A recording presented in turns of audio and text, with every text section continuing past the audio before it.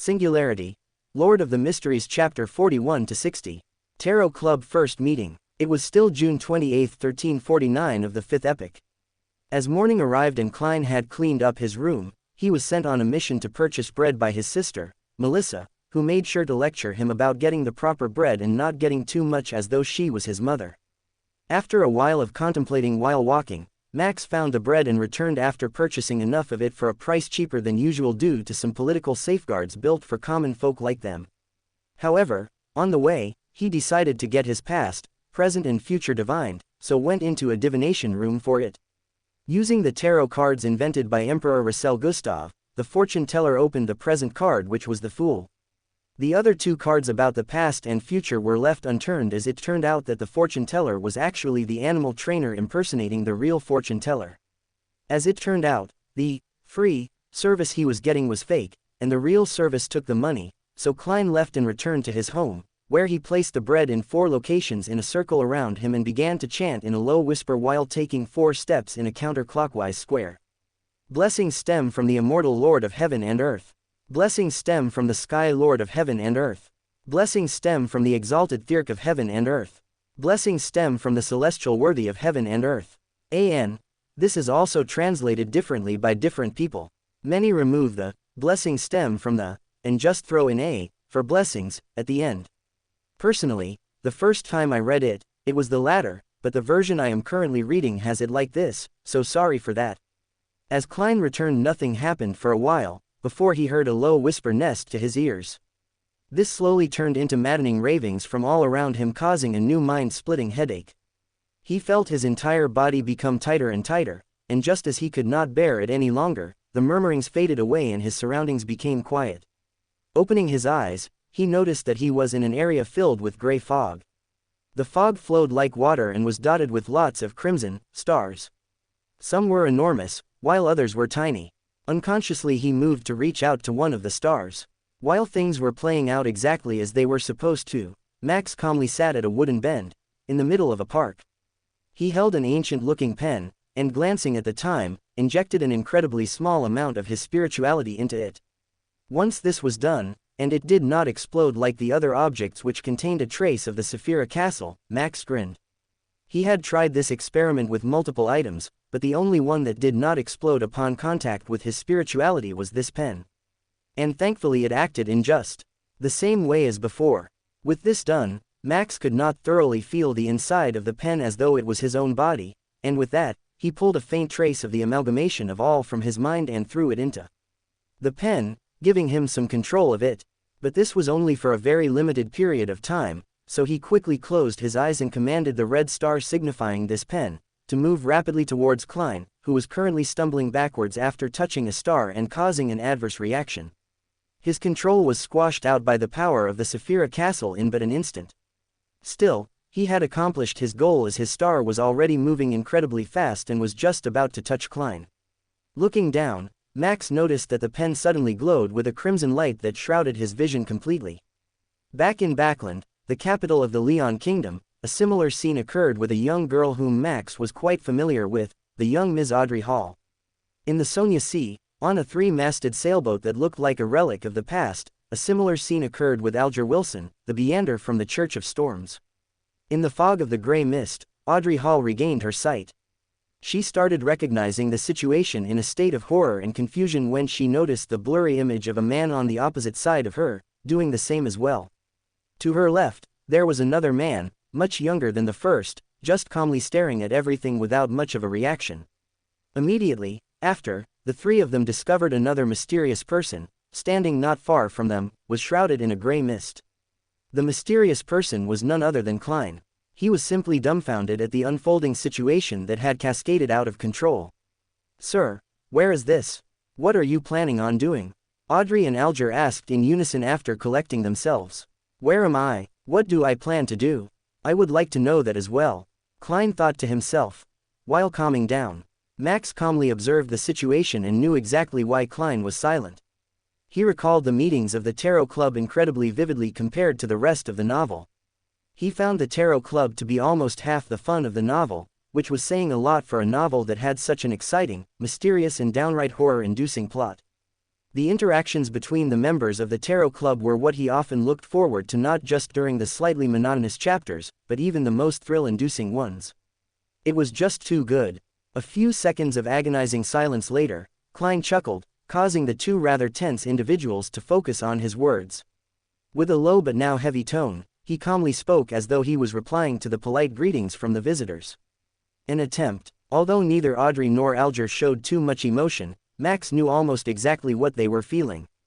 Of all the characters in the novel, Max felt like he knew Alger, Audrey, Mr. Isaac Eggers, Klein, and Derek Berg the best.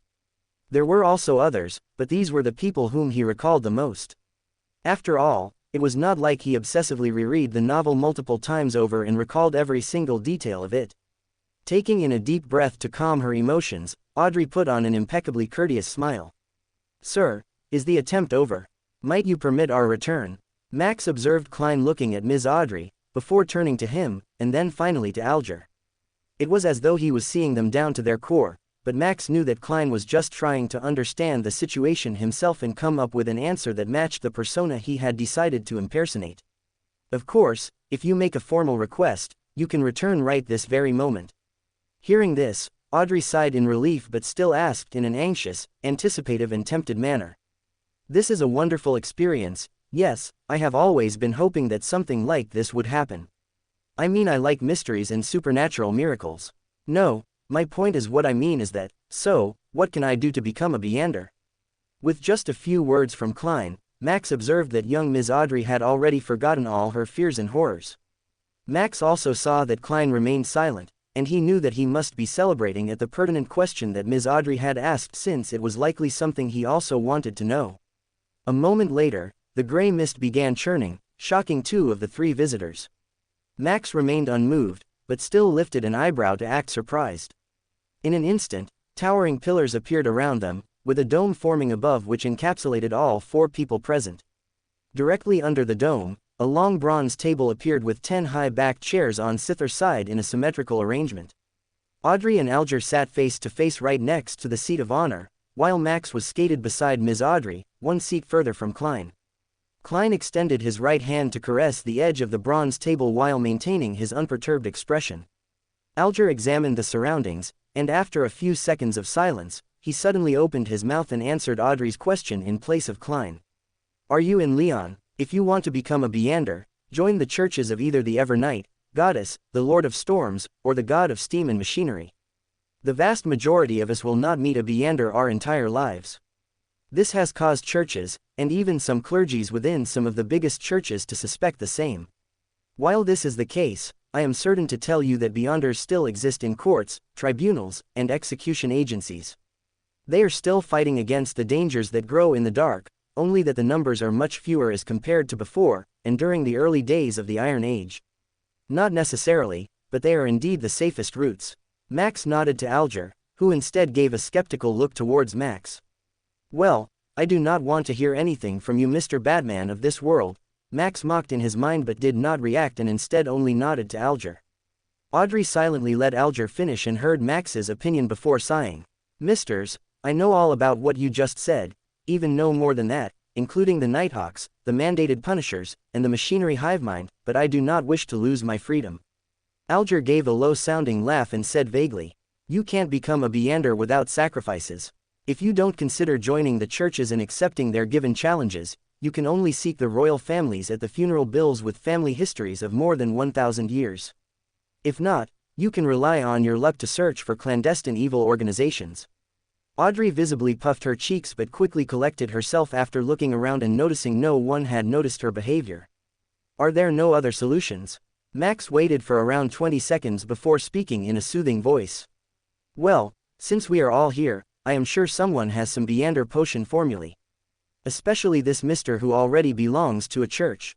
And based on his way of speaking, he is either from the Church of Storms or from a church where he does not belong," Max said with a slight smirk directed at Alger. "HMPH. I have 2 sequence 9 position formulae." "Really? Which 2? As you know, humanity can only depend on potions to become real Beanders, while the names of portions come from the blast furnace late. After constant translation into Jotun, Elvish, Ancient and Modern Hermes, and Ancient Faesak, they have undergone changes to match the day and age of that era. The essence is not in their names, but whether they portray the core characteristics of the portions. I have a sequence 9 potion named Sailor. It enables you to have excellent balancing capabilities. Even if you were on a boat in a rainstorm, you would be able to walk about freely as to your own land. You will also gain immense strength and illusory skills under your skin. They will enable you to swim like a fish and be difficult to catch. You will move agilely underwater just like marine animals. Even without any equipment, you will be able to easily submerge underwater for at least 10 minutes, just like marine animals. Even without any equipment, you will be able to casely submerge underwater for at least 10 minutes. The second sequence 9 potion formula I have is called Spectator, although I'm not sure what it was called in the past. Dispersion enables you to have an exceptionally sharp mind with acute observational abilities. I believe you can understand what spectator means from watching operas and plays. Just like an audience, spectators judge the actors in the secular world, catching a glimpse of the real thoughts they have through their emotions, conduct, and mantras. Audrey's eyes shone bright as she heard the description of the latter potion, and Max sighed in relief that his intervention had not caused such a major change to the plot. Still, he spoke up once again just to be sure. Personally, I would suggest the latter, since you would effectively be either bound to the Church of the Storms or the Mr. Here that is from the Church in order to advance to mid-sequence or higher, Max suggested while facing Audrey, and turning his eyes to glance at Alger. Audrey nodded as she spoke with a slightly excited voice. I think I have fallen in love with the feeling of being a spectator. How can I get the potion's formula? What can I use to trade with you for it? The blood of ghost sharks, at least 100 milliliters of it, Alger said as though he had prepared for this question before she could even ask it. If I can get it, how do I give it to you? How can you promise me that you can give the potion formula to me in return for the ghost sharks, as well as the authenticity of the formula? I will give you an address. I will mail the formula to you or tell you directly here, once I receive the blood of the ghost shark. Alger nodded calmly. As for promises, I think that both you and I can feel assured under the witness of the mysterious Sir. As he said that, he turned his gaze to Klein, who was sitting straight at the seat of honor. Sir, the fact that you have brought us here shows that you have tremendous strength, something unimaginable to us. Neither of us would dare violate a promise you have witnessed. That's right, Audrey said with her eyes sparkling and agreed with genuine excitement. Sir, please be the witness of our trade. But after a moment Audrey realized she did not know what to call him. How do we address you, sir? Alger nodded, and Max just looked over at Klein, waiting for him to say it. You can call me. Klein paused for some added effect. The Fool. Chapters where there is a lot from the original text, like this one, might be a little longer than my normal chapters because Cuttlefish writes very descriptively and hence his work is so good. I simply do not have that much patience or brainpower, so I tend to write a lot more concisely and to the point. Thus, to convey the same plot progression, as what I had hoped, it will take me significantly longer. I will say this in advance, yet, I have copied a considerable portion of this chapter from the original while changing some bits here and there. But I am not earning anything from this, so I think it is not against any laws.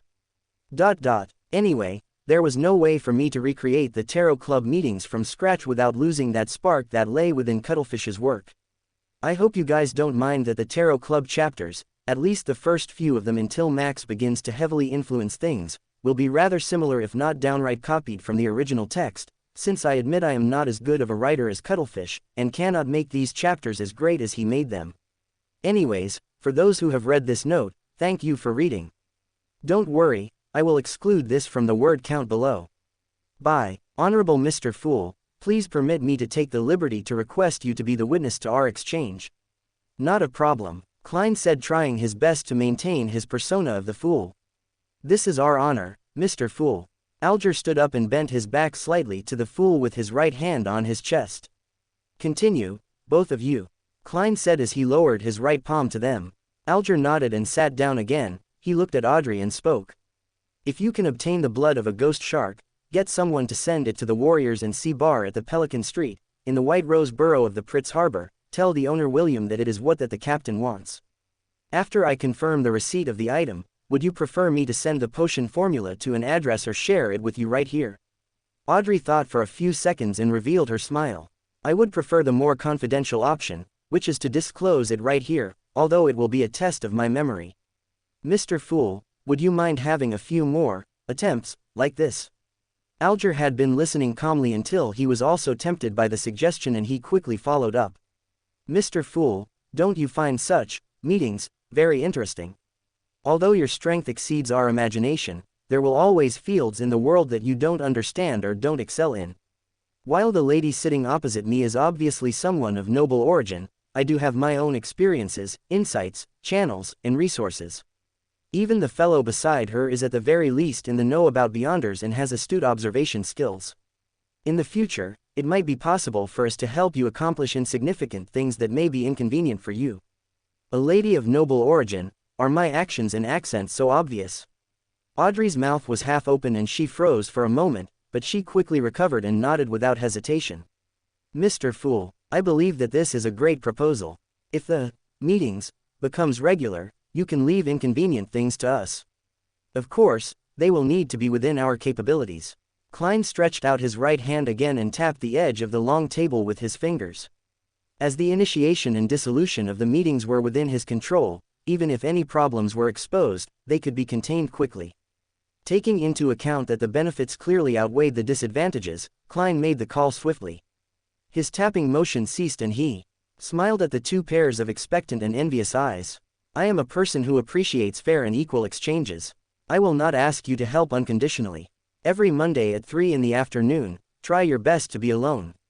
After I make a few more attempts and figure out certain things, perhaps you can apply for a leave of absence ahead of time. You will no longer need to worry about being in inappropriate situations. Without waiting for Alger to say a word, Audrey said in excitement. Then shall we give ourselves call signs? After all, we can't use our real names for conversation. Good idea, nodded Klein. Max was still sitting next to Audrey and couldn't help but think to himself. Is my presence so little that everyone just ups and ignores me? At the very least, Klein should have looked at me once based on his overcautious nature. But here he is, not having even glanced at me for the past 5 minutes. You are Mr. Fool derived from the tarot cards. Then as a fixed, long-term, and secretive gathering, we should be uniform in our designations. Yes, I will also choose from one of the tart cards. I've decided, I will be Justice. Audrey exclaimed with her hands raised in the air. What about you, misters? Audrey asked, finally taking a glance back at the wilting Max. Alger on the other hand frowned before relaxing it immediately after and saying, Hanged man. Max on the other hand stood up and bowed slightly to Klein, before speaking in a resolute tone. Death. I am Death, destroyer of worlds. All right, we can now be considered as the founding members of the Tarot Club. Audrey had to pause for a moment in awkward silence as Max said his line, before returning to her cheerful state once again. Will that be all right, Mr. Fool? You can decide such trivial matters by yourselves. Klein shook his head in amusement. Thank you. Mr. Hanged Man, can you repeat the address again once? I am afraid my memories will fail me. Sure. After repeating the address, the conversation flowed into talking about the tarot cards, how Emperor Russell came about to invent them, and how there was a second set of more mysterious cards he had created. Then Alger suddenly spoke about how the late Emperor had seen the blasphemy slate and that the special set of cards he had made contained the profound mysteries of the 22 paths of the divine.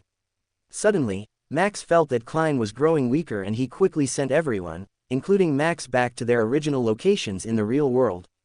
So that is how it feels. Max amusedly smiled as he noticed the upper half of the pen that was away from the tip and made up of glass shattered into pieces, while the rest of the pen simply turned to dust and flew with the gentle breeze. He also noticed a strange black circle appearing on the back of his palm before rapidly vanishing. Through this, Max could feel the Saphira Castle, though he could not enter it or use the connection in any other way other than communication. Welcome to Fanfic Audiobook, your go-to place for immersive audiobooks. If you enjoy the content, don't forget to like the video and subscribe to our channel for more amazing stories. Knowledge Magister's back again. Max looked down at the note in his hand before taking a lighter from his pocket and lighting it on fire before letting go of the small soiled paper until it fell to the ground, where it continued to burn until it turned to ash. In front of him was an old and decrepit house, made of rotting wood and worn down stone to the point it looked like it could collapse at any moment. This was the location he had gotten of the knowledge magisters from the underground marketplace after paying a hefty sum of £60. Information was indeed expensive, but worth it.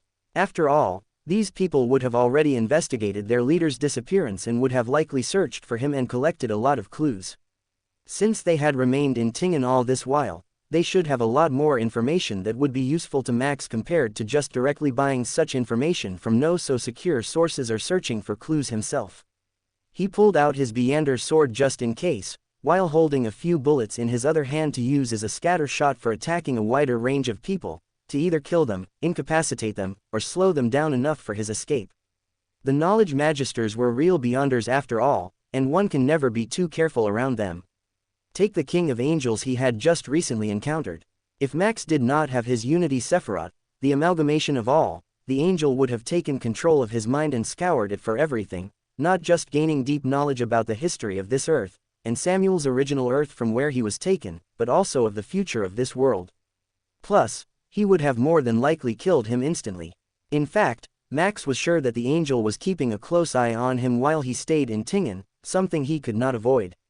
However, he needed to get information on the old man in order to plan how to save him. And if he was dead, at least get some closure, but he would rather it be the former despite how many more risks would become involved. Using the hold of the sword, Max knocked on the door only to find it collapsing into the building, shattering into chunks of rotten wood as it hit the floor, allowing the first rays of sunlight to enter the eternal darkness of the room. After all, the windows had been barricaded with wood on the outside and covered in newspaper on the inside as though trying to prevent the outside from seeing what was going on inside, or the other way around. Despite being around 5 in the afternoon, the orange sun had yet to set since it was currently summer, with longer days and shorter nights. The orange light entered through what was previously the door and illuminated the inside. Unfortunately for Max, what he found was the dead bodies of all 3 members of the knowledge magisters he had met in their first meeting. Not only that, they were also gutted, their skin and flesh opened up to allow the organs inside to spill out. Using the blood, Max observed countless symbols being drawn. Aurora Order was the only thought Max had as he put away his sword and gradually backed away. He did not wish to be involved in something of this level unless he knew that they were directly related to the old man. I suppose I will just rely on divination. And I know of one very gullible seer, or at least a soon-to-be seer. Keck, just imagining the look on his face when he sees someone from his tarot club standing right in front of him. Max had already made his decision as he quickly put his sword away and began to make his way away from this location. For now, he would return to his hotel and relax for a while until the second tarot meeting. Max had understood something, and that was how to digest his potion. How did he know this? Well, it was actually rather simple. Once he returned from the tarot club's first meeting, Max felt his spirituality being slightly calmer than usual, but he did not know it was from digesting a small portion of the potion. More significantly, when Adam agreed to leave him alone for the time being, Max felt his spirituality become incomprehensibly smoother and calmer than normal. It was only because of this that Max understood one principle of his Bender potion was to influence others without actually becoming too involved. And the stronger the people who he influenced into changing their original decisions, the more digestion he would be able to get from them. Unfortunately, he had influenced too many people back in Backland over the past year, but he had not received a single portion of feedback that allowed him to digest the potion. This led to him coming to the conclusion that the lowest level of strength for his digestion was for the individual ignoring him to be at least a Beander. Ultimately, it all comes down to making more bolder moves at the Tarot Club, but not enough for Klein to get overly cautious and suspicious of me, and report me to the Nighthawks when we meet at the Tarot Club. Max thought as he returned to his home and sighed internally. While I could get a lot of feedback from the few Beander gatherings of Tingen, it will be a lot safer to make use of the Eye of Wisdom's Beander gathering to influence other Beyonders to get digestion in a safer location. Tingen has too many interests of too many incredibly powerful people for me to take a step into it just yet. Should I just head back to Backland, digest the potion and return here once I am ready? Perhaps I should wait until the next Tarot Club meeting and see how much digestion I can get from it, and make plans from there. Max was still overjoyed despite the fact that his only lead to Old Man Euxis had been cut off. This was because he had a backup plan in the form of Klein. And more importantly, he finally knew how to digest his potion. He now had a path to follow instead of just being blindfolded and told to reach the finish line. At least, now he knew the direction he had to run in to reach that finish line. Happy New Year, belated or in advance everyone. May the year to come be filled with joy and success. July 2, 1349 of the 5th epoch. In an underground basement without any windows, Alger Wilson sat by a long table with various apparatuses and goatskin parchments on it. He stared at a black bottle with his disheveled blue hair before turning his attention to the clock that had just turned to 3 o'clock. Turning on his spirit vision, Alger saw a flood of red appear from nowhere and engulf him completely. Backland, Empress Borough, inside the Hall mansion. Audrey locked the door and sat straight up in front of her dressing table after dismissing her dance teacher. On the table was a luxurious goatskin book and a fountain pen with a golden tip and embedded rubrics. "I am so looking forward to it," she exclaimed softly while repressing her excitement. As she returned her gaze to the mirror, she did not appear in it. Instead, a deep and endless crimson took up her vision completely.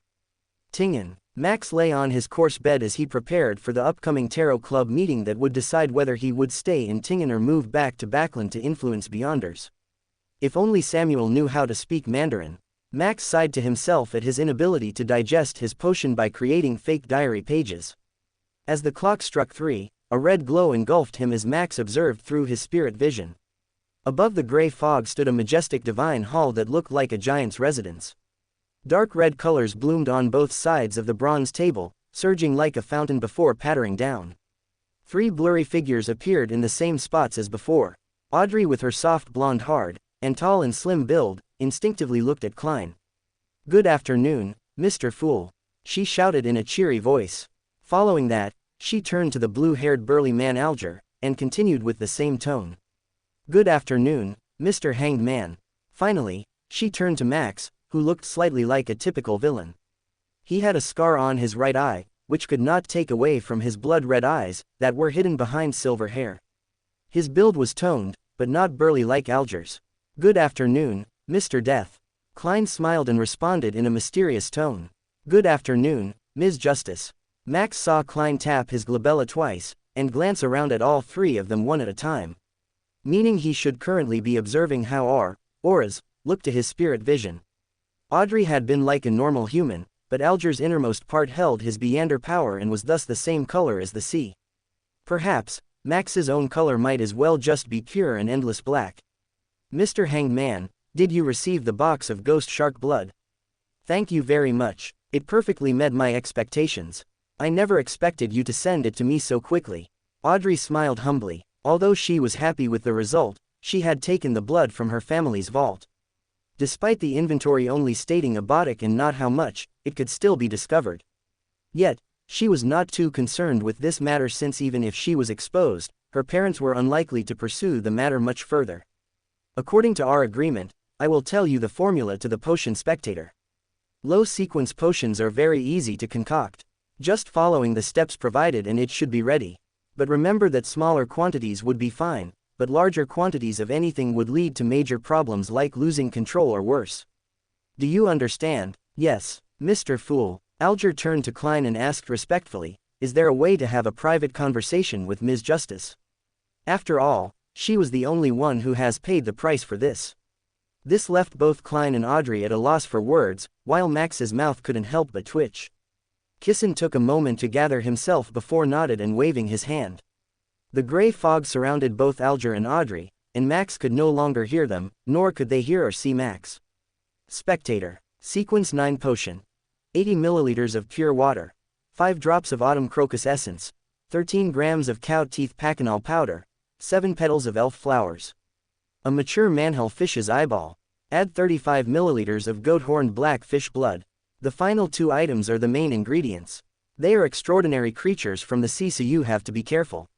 After this, the gray mist wall secluding Max disappeared, causing a brief silence to ensue, before Alger continued. Alger then went on to describe cogitation and how it was important to survive ingesting a potion as well as the importance of discovering and grasping the meaning of the potion. Meanwhile, Klein was trying to hide the shame he felt at losing control over the gray fog and allowing it to be dispelled.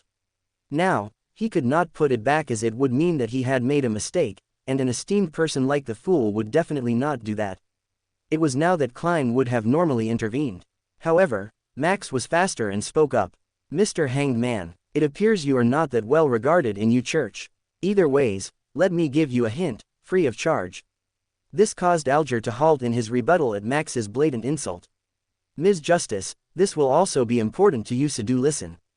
It is not about grasping and discovering the meaning. Instead, it is about digesting the potion. In order to do this, you will need to act. As for what you act like, that entirely depends on the potion name. After all, the names are not just for show. Just like sailor would involve acting like a sailor, the spectator involves acting like a true spectator.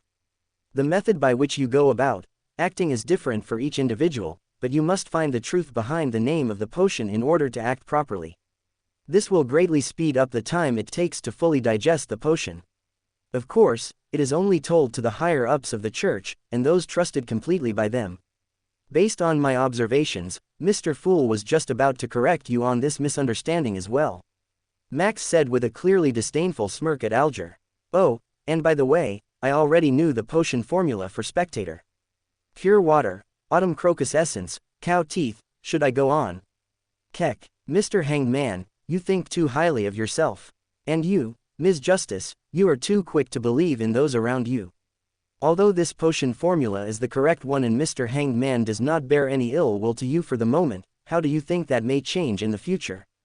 In essence, the two of you have given each other's secret identities away. If a meander of sufficient sequence and conviction from either party were to try, they would find the other person. Max just shook his head and turned back to Alger.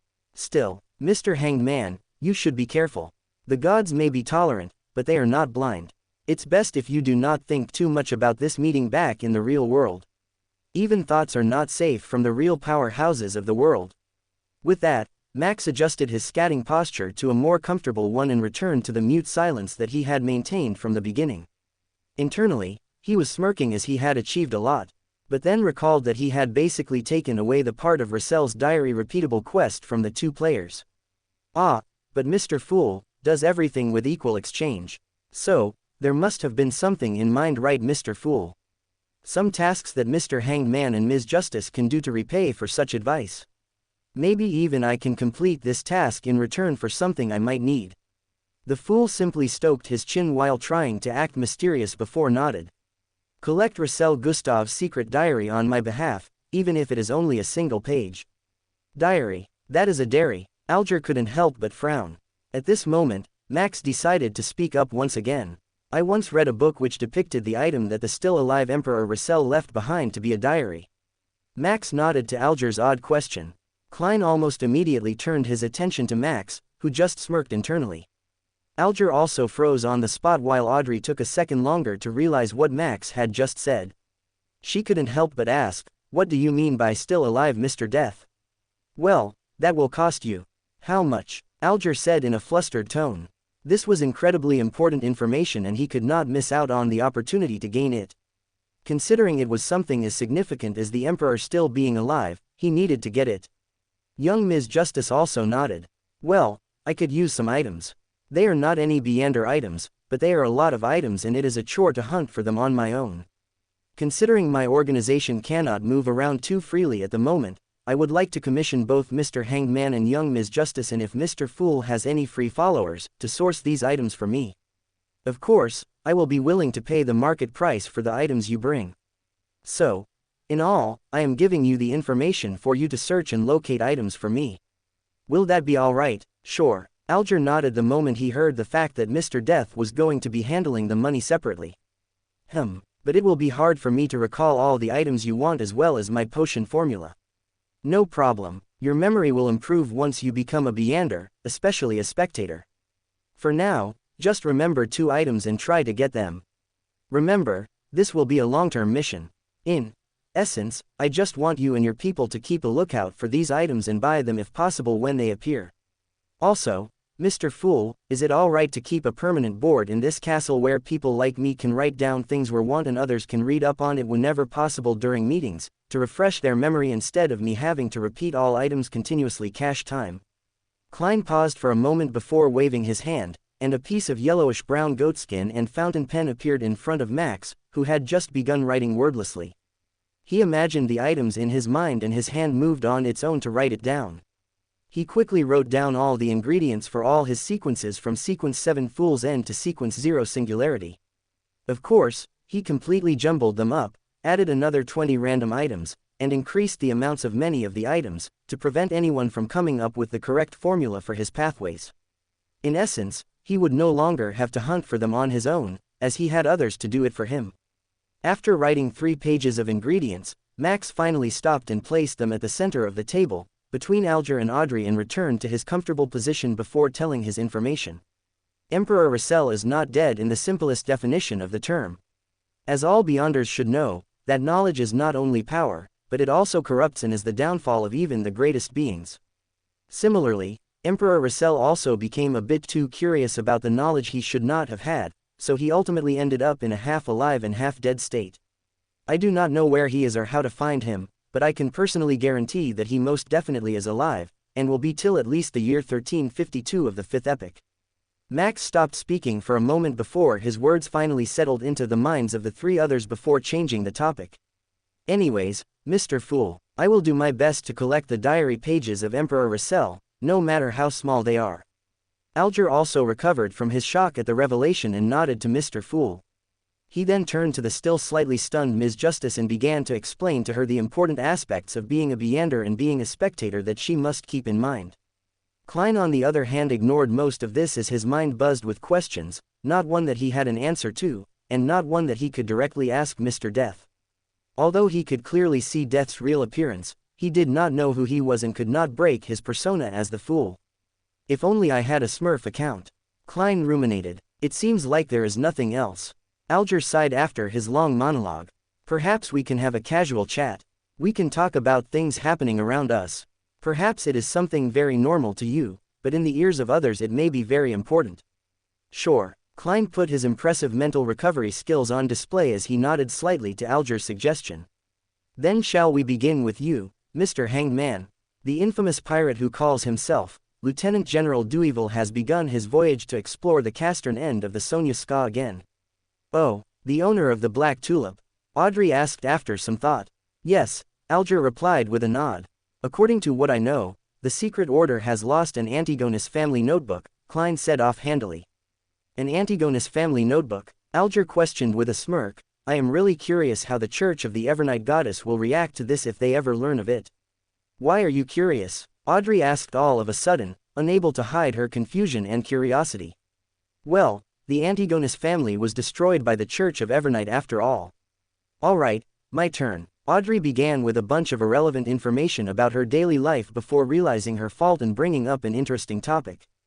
After the failure of the battle on Balaam's Castern Short, the king, premier, and gentlemen are under immense stress. They eagerly wish to change. They believe that the government structure is too chaotic. In every election, if there is a change in the ruling party, personnel are also changed from top to bottom. It makes a mess of things, and not only did it cause us to lose the battle, but also inconveniences the civilians. At this moment, Max interjected before Alger could make his snide remark about the nobility of Leon and their idiocy. Well, just change the form of governance then. Make the positions requiring expertise to be filled only by those who meet the requirements, and these positions do not need to change with the ruling party. Make the tests and screening rigorous such that only the most qualified people are selected, and only the highest positions of power are to be held by the ruling party, and to be changed each election. This way, the ruling party will have full control over the officials, but when the party changes, everything other than the top orders remain the same. His way, there is also a direct link of responsibility that each official holds and will have to answer to in a court of law. Max went on to elaborate on Klein's master plan and made sure to tell her not to hurry to change everyone, since that would cause more pandemonium. Klein simply stared at Max in shock. This was exactly what he was going to suggest, except he was going to suggest slightly different things. Instead of holding regular tests as Klein was originally going to say, Max instead suggested immediately making every applicant go through a board of members of universities and schools from all over Backland who taught those particular subjects for that position, at least for the individuals at a higher level. Then, these individuals selected can create a comprehensive screening process for his direct subordinates and supply it to this board of members, as well as the king, who together would accept it and allow the screening of those lower to begin until all positions were gradually taken over by the most competent individuals while leaving others vacant for more competent people from Leon's workforce to join. That is simply brilliant, Audrey exclaimed as the gears of her mind rapidly turned to finally understand how much this would change Backland, and the Leon Kingdom as a whole. Alright, it is my turn for news. Well, I do not know much myself, but an ex-member of the Nighthawks is currently in Tingen with an item whose name cannot be called. After all, some objects and beings are so terrifying that even knowing about them means they know about you. Either way, that is all I know. Alger simply nodded stiffly upon hearing the latter half, while Audrey only nodded with a confused expression. Klein on the other hand had stiffened as he realized that he too was in Tingen. Was something bad going to happen in Tingen? Alright, we will end today's meeting here. Klein waved his hand. Alger, Audrey, and Max stood up, bowing to Mr. Fool, by your will, before vanishing, leaving behind a pensive Klein. Sorry for the overly long chapter of almost 3K words. As compensation, the next chapter will be shorter. Keck. Max regained his senses and immediately felt a wave of comfort flood his spirituality. It was indeed effective, and it had brought him a considerable amount of digestion. In fact, if he kept this up, he most certainly would be able to fully digest the potion in just 10 more divination clubs. And based on his understanding, there would be 12 more before Klein died. Plus, Ms. Justice would also soon become a Beander, and his feedback from the potion when influencing them would most definitely result in faster digestion since the number of Beyonders he could freely influence changed from 2 to 3. Plus, Alger would also most likely advance to Seafarer at sequence 7 soon enough, which should in theory speed it up even more. However, now was not the time for this. Instead, Max quickly put on his clothes. This time, he wore his formal white clothes and top hat, and left his hotel, heading straight for the Entwine Café. Sneaking in through the back door, Max picked up one item before heading out, and straight for the district with Welch's house, where the late Welch McGovern and Naya had committed suicide. However, he halted in his steps as he recalled something. Although Klein did indeed come into contact with the Divination Club today, he only got a divination for himself and did not join it due to the hefty joining fee. It was only later that he joined it after he got permission to claim money from the Nighthawks. How could I forget something like this?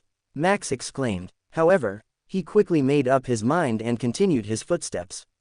He would still need an excuse to make a newly joined member like Klein take his divination. If he were to have already visited multiple times and gotten most of the formal members to do a divination for him, and then kept coming back to ask if new members had joined. This will work, but it will cost money, something I seem to have enough of. Max chuckled internally as he slowed down his steps to avoid Max and ensure they do not meet until he could do his divination to avoid scaring away the overcautious lad. Gradually he made his way to the building where the Divination Club was, and after scanning around and not finding Klein anywhere, he entered the building.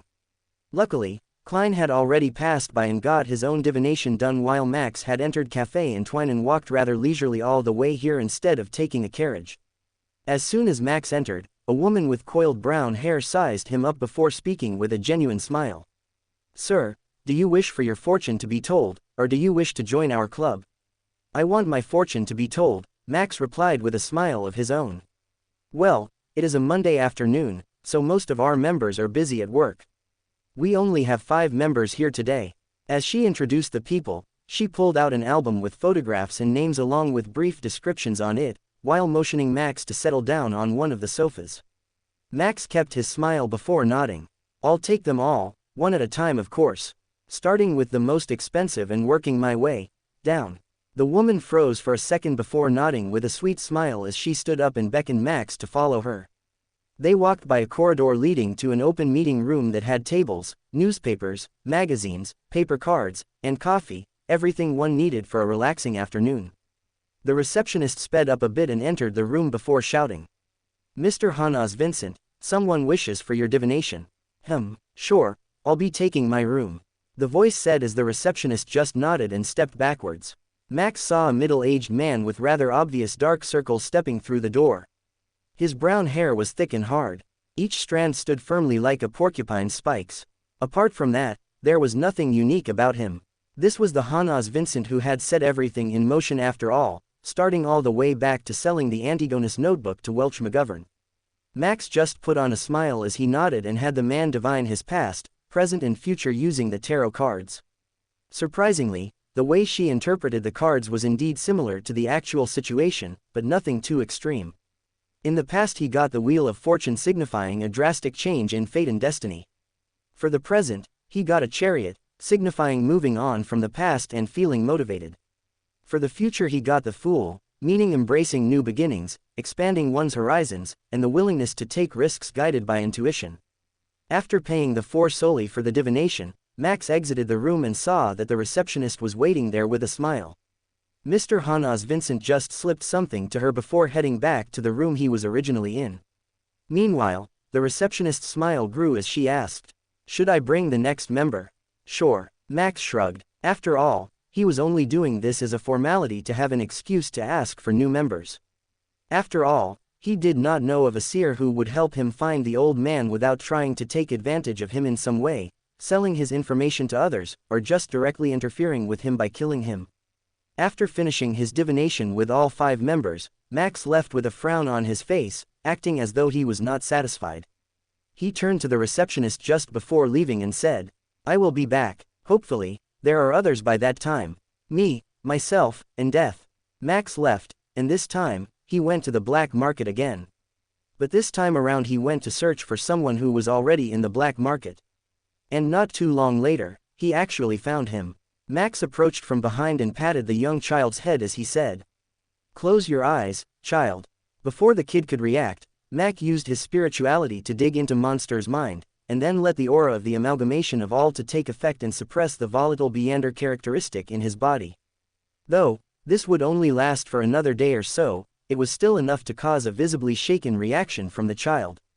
Why you, what deed did you do?"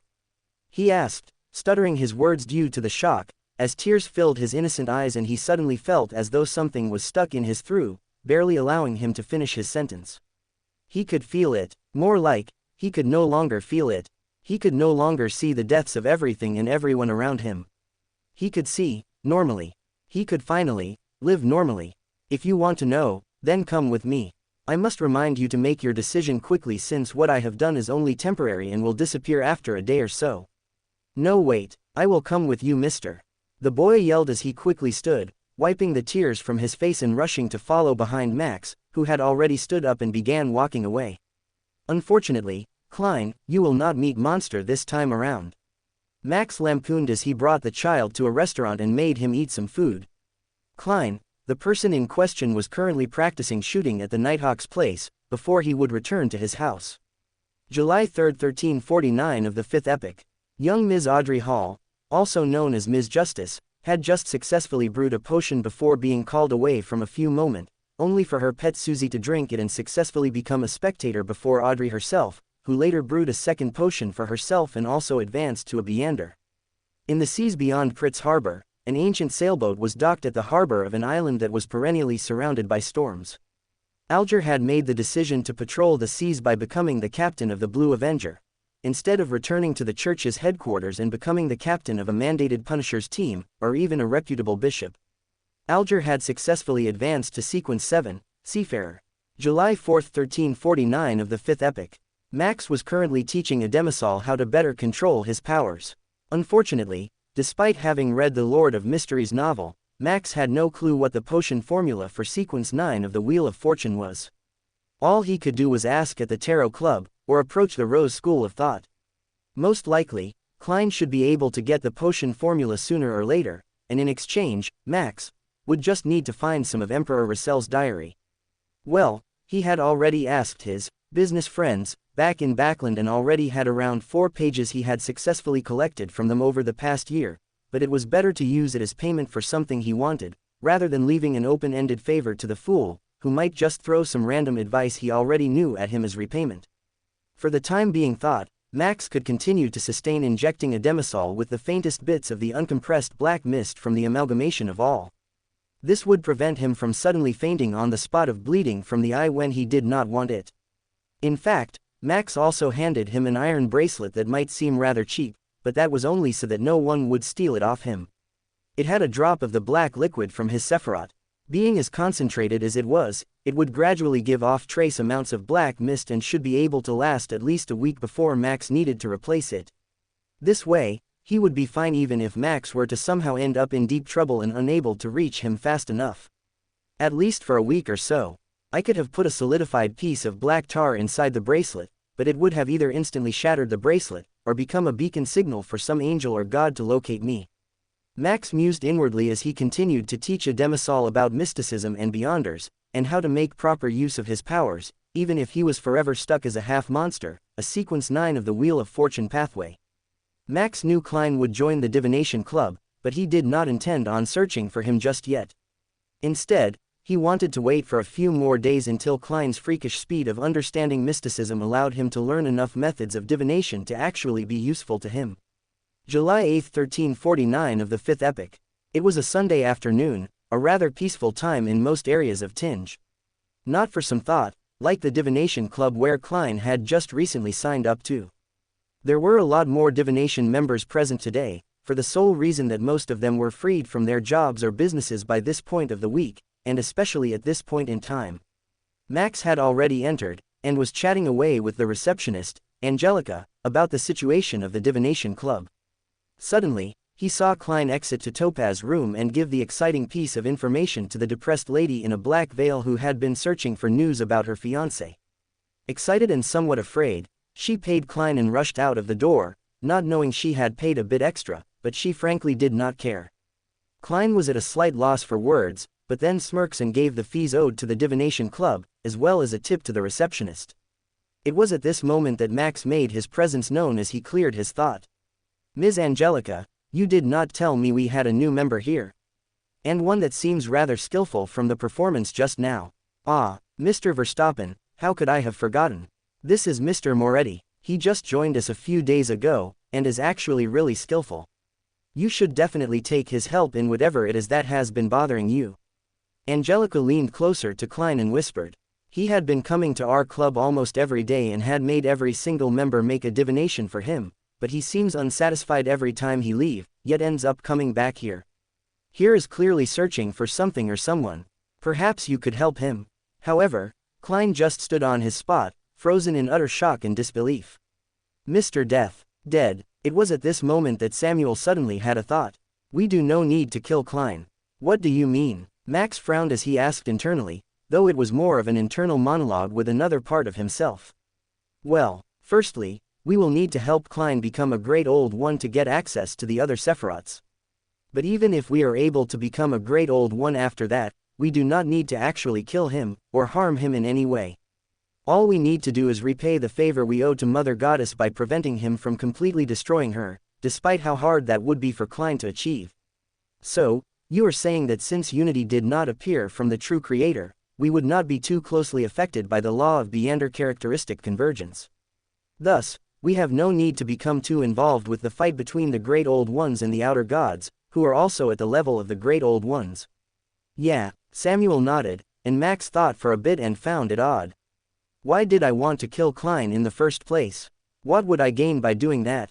Power. I'm sure both Unity and the Mother Goddess want you to kill Klein and take up his powers as well. So, I was being influenced. Max frowned internally upon this realization. He had already been manipulated by Unity once to take the risk and enter the amalgamation of all without any safety measures. ... Single quote. Samuel did not say anything and let Max think things through before nodding. Alright then, we don't need to kill Klein, or harm him in any way. Max thought to himself. Meanwhile, Klein had just recovered and asked Max to follow him to the Topaz room. As the two settled down, Klein put on a professional smile as he asked. What can I divine for you, Mr. Verstappen? Well, I want you to find someone. He is an old man named Euxis. He used to run a cafe called the Entwine Cafe. He had a wife and son, but they passed away quite some time ago. Around a year ago, he went missing and I want to find him. Mr. Moretti, the old man is someone who effectively saved my life. I really need to find him, and if he is dead, then I at least need to know that as well. If you could find his body, that it would be good also. Max said while bowing his head slightly to Klein. Unknowingly, he had displayed his true emotions to Klein, and his eyes had already turned watery and he did not wish to show this side of his to Klein, or anyone other than the old man. Klein on the other hand had already observed two things. One was that Mr. Death from the Tarot Club was definitely a Beander, but he could not see any sign of him actually being a Beander out here in the real world. Secondly, Max was really sad and melancholic at the moment, his aura said so as well, meaning his emotions were real, and he was likely here to search for this person. Calming down, he asked Mr. Death, "What divination method would you like to use? Whatever you have used to the lady who had just left. All right then, please fill in all information about the person you are searching for on this goat skin. The more detailed, the better." After putting in all the information that he knew, down to the finest details he could remember, and was then asked by Klein to leave the room. Before leaving, Max took a photograph of old man Euxis and his late wife that he had taken from the cafe. "I hope this will help. It is him and his late wife." Once Max was gone, Klein took out a pendulum and asked a question, only to realize that it was failing to activate. Slightly frightened, he entered the Saphira castle but did not divine about what Max wanted. Instead, he took out a pendulum again and asked the same question. "Mr. Verstappen is a threat to me." The pendulum rapidly turned clockwise. An instance of silence later, Klein decided to ask another question. "Mr. Verstappen is here to harm me in any way." This time, it spun anti-clockwise, meaning a negative reply. Seeing this, Klein sighed in relief and finally began to divine the person Mr. Death was searching for. After a few calculations, Klein closed his eyes and leaned back in his high-back chair in the gray fog. Instantly, many visions passed through his mind as he saw an old man currently in a meeting with a bold man who had a scar on his face. Then, he saw the entire room tremble before panic ensued as the roof collapsed. The vision instantly changed and now showed the old man and the bald man being pursued by crazed individuals as they dashed across the streets and escaped into the forest. They kept running and soon lost their pursuers, however, they suddenly encountered something that was behind the viewpoint that Klein was seeing through. But he could clearly see their horror-stricken face as they quickly began to throw out Beander powers like it was rubbish while desperately running away.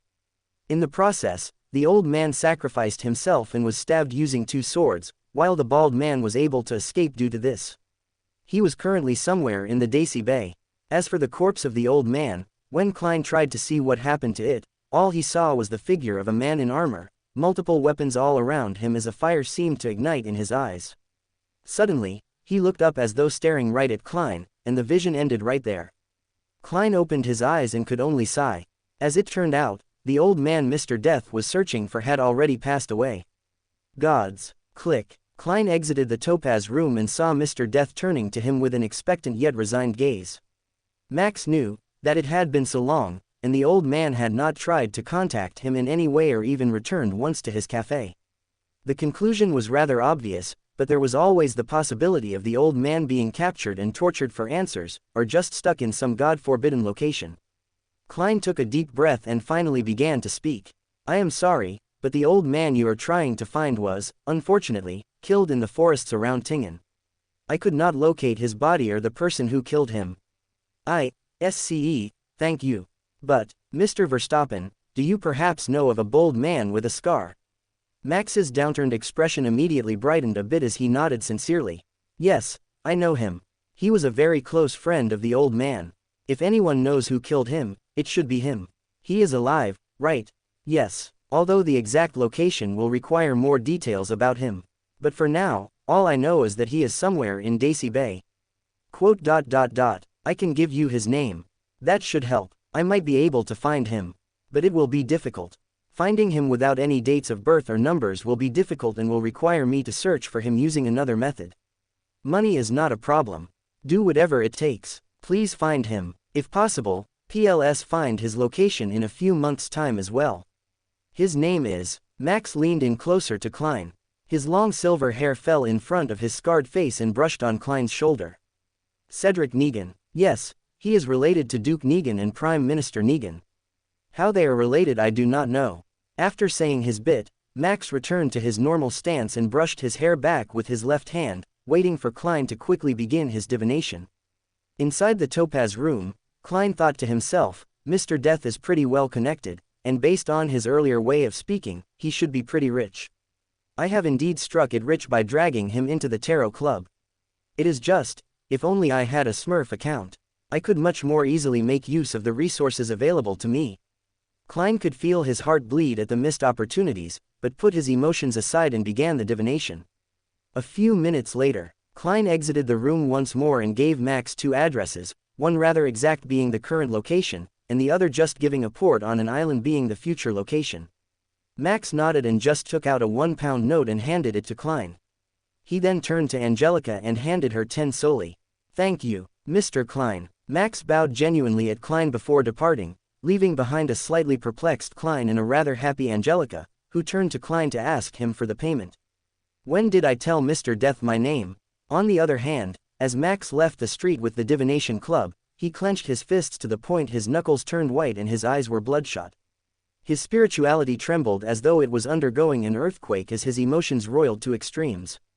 "Damn it, old man, why did you have to sacrifice yourself for Cedric? At least, the least you could have done was to sacrifice him to allow you to survive. For your sake, for the sake of your wife and kid who would have wished for you to live. For me, goddammit, relax Max, we will get to know everything once we meet Cedric. At the very least, he will be able to tell us who to kill for revenge," Samuel said while shaking his non-existent head. Due to Max's fluctuating emotions, many restrictions on him had been lifted as he could even fight with Max for full control over the body. But unlike other merged beings, he already merged with Max on a deeper level, making them one being. In a sense, he was both always controlling the body, and also never controlling it. Thus, he did not feel the need to try and take over. For the same reason, even Unity did not feel the need to. It had also successfully merged with Max and Samuel completely. Anyways, what I told you before about being manipulated was a lie. We had come to the deduction after some consideration which involved the interference of the true gods if we just tried to use Klein. Only by killing him and creating sufficient chaos would we be able to successfully advance to Great Old One. What? Yeah, but we had already decided to seal away these memories deep in our collective conscience so that only Unity or I can access it while we do not control our body. Of course, this was only decided by me and Unity as soon as we arrived at the Divination Club and realized that Klein would most definitely divine about us. As such, the body will never actually know this plan. This was done mainly to prevent powerful people, or those like Klein, from finding out about our intentions to kill him. Anyways, this part of the conversation will also fall into this hidden memories vault of sorts. Close your eyes for a second. Don't worry, if you ever want to remember, just swap places with me for a while and go and check it out. Alright, Max said as he closed his eyes for a brief second, opening them only moments later with a perplexed expression. However, this was quickly replaced with a burning determination and thirst for revenge. Revenge will have to wait. I need to fully digest my potion and advance successfully. At this moment, Max noticed that he was no longer walking along the street, and was instead walking along a dark corridor with countless bones embedded into the black columns and walls. I see, so he wants to meet me again. I wonder what it is about, Max thought to himself as he realized he was in the corpse cathedral. After walking for a while, he entered a spacious hall with more bones embedded all over, along with some rather horrifying skulls. Then again, a rabbit and platypus have equally horrific skulls. At one end of the hall was a large cross, and in front of it was a hooded figure in a white priest's robe, kneeling on the ground in a prayer position. To what do I owe this visit, Mr. Angel? You owe it to God, the one and only. My father. Sure. So, what can I do for you? I can tell you who killed him. Who? Max asked, trying to feign ignorance. You know who. The one you went looking for by going to Mr. Moretti. Euxis. Yes. And what do I have to give up? Smart. Nothing much. In fact, nothing that you have any control over. Just allow me to change your fate. You mean control my fate by throwing me into the book of yours? No thanks. Alright, Mr. Angel of Imagination. I am not very good with words, since I have not lived even 1,000th as long as you. But what I do know is not to trust someone old enough to be the grandfather of a fossilized mythical creature from the first epic. I wish to live my life my way, and that just so coincidentally involves moving along your laid-out path, and perhaps even helping your protagonist actually reach his goal, and your goal as well. I do not wish to stop any war, and you can go ahead with whatever you want. Just keep me out of it. While saying this, Max had already taken out his monocle and placed it on his eye. All he had to do was to call out his name, and utter chaos would ensue. But he did not threaten the angel. Especially not in his own home. Plus, this time around, it did not seem like Adam was here to immediately get rid of him like last time. We shall see, Max heard before his mind went blank once again. Not this again. You already know it won't work. Max could not help but roll his eyes as he pulled on some power from the amalgamation of all, broke the illusion inside his mind and returned to normality. It appears you were right. Although I could kill you here and now, it seems like our goals do align, and another helper would not hurt. For now. After that, Max's vision blurred for an instant, before he returned to his previous location on the street, as though nothing had happened. Shrugging, Max continued walking as he finally reached his hotel room and met a demisol. Max, he yelled, and he quickly stood up from the game he was playing, solitaire. This was a game Max had taught him to play in his free time when he was too bored from practicing spirituality and learning from the mysticism books Max had brought along with him. A demisol also had access to books regarding the various mysticism languages like Ancient Hermes and Ancient Fasak, but he did not seem very open to learning them. Max had to force him to learn at least a little each day. All right then, a demisol, today I will show you how to conduct a ritual. Though there is only one God you should pray to, and he is called the Almighty Singularity, the amalgamation of all. Tarot Club 3rd Meeting, July 9, 1349 of the 5th Epoch. On the roaring blue waves of the Sonia Sea, an ancient sailboat was sailing with the wind. Sorry, I won't do this too often, but cue the Pirates of the Caribbean theme song. Alger had locked himself in the captain's cabin and made the ghost ship provide him the highest protection. Glancing at the pocket watch on the table, Alger leaned back in his chair as the boat rocked back and forth, but not too violently. When it was 3 o'clock, an explosion of crimson consumed him, ignoring all the defenses he had set forth and the ghost ship as well. Backland, Empress Burrow. Audrey lay on her bed with a yellow page in her hand. Her emotions had become largely controlled after having advanced to a spectator, largely a result of the potion itself, but also due to her active suppression of her emotions, and focusing more on observing others and the world around her. Her entire world turned red as soon as it turned 3, yet she did not react at all, her emotions as stable as a hibernating bear. Tingen, hotel room. Max had Arcady taught a demisol the basics of the ritual and how to pray to Singularity, as well as the symbol to draw and what lines to use. It was actually a rather simple process, but he had to ensure the child would not end up contacting some random Cthulhu god by mistake.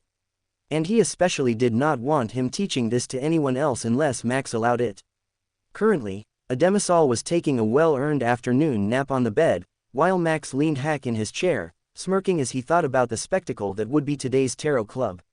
Suddenly, just as the red fog covered his vision, he had a thought: I should probably get someone to teach me how to fight.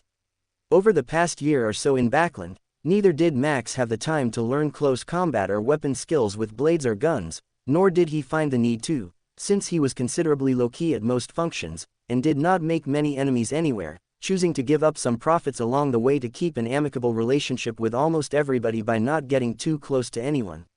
And that was fine for his short-term goal, which was to establish a small but reliable source of income for him, to act as startup capital for his future Beander organization. And with that, his vision blurred under the red fog and Max found himself in a grayish foggy place. Max noticed the change in Audrey and just remained calm. On the other hand, he also noticed that the points at the back of her chair had also changed, forming the symbol of mysticism, the giant dragon. Perhaps the points behind my chair form a circle, Max thought to himself as another thought came to mind. Or perhaps they form the symbol of unity, the same form taken up by the amalgamation of all. Congratulations, Ms. Justice, you are now a Beander. Thank you, Mr. Fool, Mr. Hanged Man, Mr. Death. That was faster than I thought, Alger said honestly. Not bad. Max nodded as well. It was indeed quite good for someone to successfully advance to sequence 9 within a week of getting the formula. Lady, sirs, have any of you gathered Russell's diary? Klein asked. Audrey proceeded to produce 2 pages while Alger produced 1, and Klein proceeded to read them all one at a time. Max was sure that his emotions were in a considerable storm as he read the pages. Well, perhaps the first page may not seem too important at the moment, but later on in plot it would be revealed that the God Emperor and his gang of goons adventurers were corrupted on the island he had read about in the first page rather early on in their adventures. But at least, the Next pages would reveal a lot of important information which would be useful to the current Klein. After reading, Klein only nodded. At this moment, Audrey decided to speak up. Everyone, I have a few questions to ask. If you think the answers warrant a high price, please tell me what you want, and I will try my best to seek it. Sure, both Alger and Max agreed readily. The first question is, what does acting really mean? I realize that the remnant psyche in the potion has minute effects on me. Is that because I have been acting as a spectator all this while? Max raised his hand just before Klein spoke, and told everyone he already knew it and did not wish to take part in this conversation. For this, he was isolated from the lecture Klein was about to give, and he happily accepted it. After all, he did not wish to lose a page of Russell's diary for something so stupid. Klein went on to explain the basics of acting in an analogy he had just understood in more detail compared to the explanation previously, and Audrey finally understood. Even Alger had a look of realization on his face. In exchange, he asked for the diary pages, or information for the Antigonus family, which Alger happily obliged. By now, Klein had conveniently lost control of the fog again and allowed Max to hear the conversation. Max did not intervene much here. Yet, once Alger took certain names of the families, despite its context, Max coughed slightly with his eyes closed and the room went silent. Slightly opening his right eye, he examined everyone before nodding and closing his eyes again for a brief pause. Then he spoke, his eyes still closed as though he was giving out free advice. Be careful of the names you lake, Mr. Hanged Man. Here it should be fine, but in the real world, there are beings with just as much power as the true gods, but with much fewer restrictions on them. Some of the names you took belong to such beings. Names have more power than you think. After saying that, Max stopped speaking completely after successfully delivering his message to the people present here.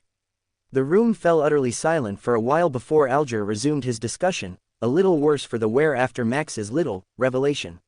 Finally, Audrey asked her second question about the next potion of the spectator pathway, and its formula or clues to find it. Alger answered this for her and told her the next potion name was Sequence 8 Telepathic, followed by Sequence 7 Psyche Analyst, as well as the Psychology Alchemists who likely had the pathway potion formulic. Audrey then asked her next question, and the one Max was looking forward to the most.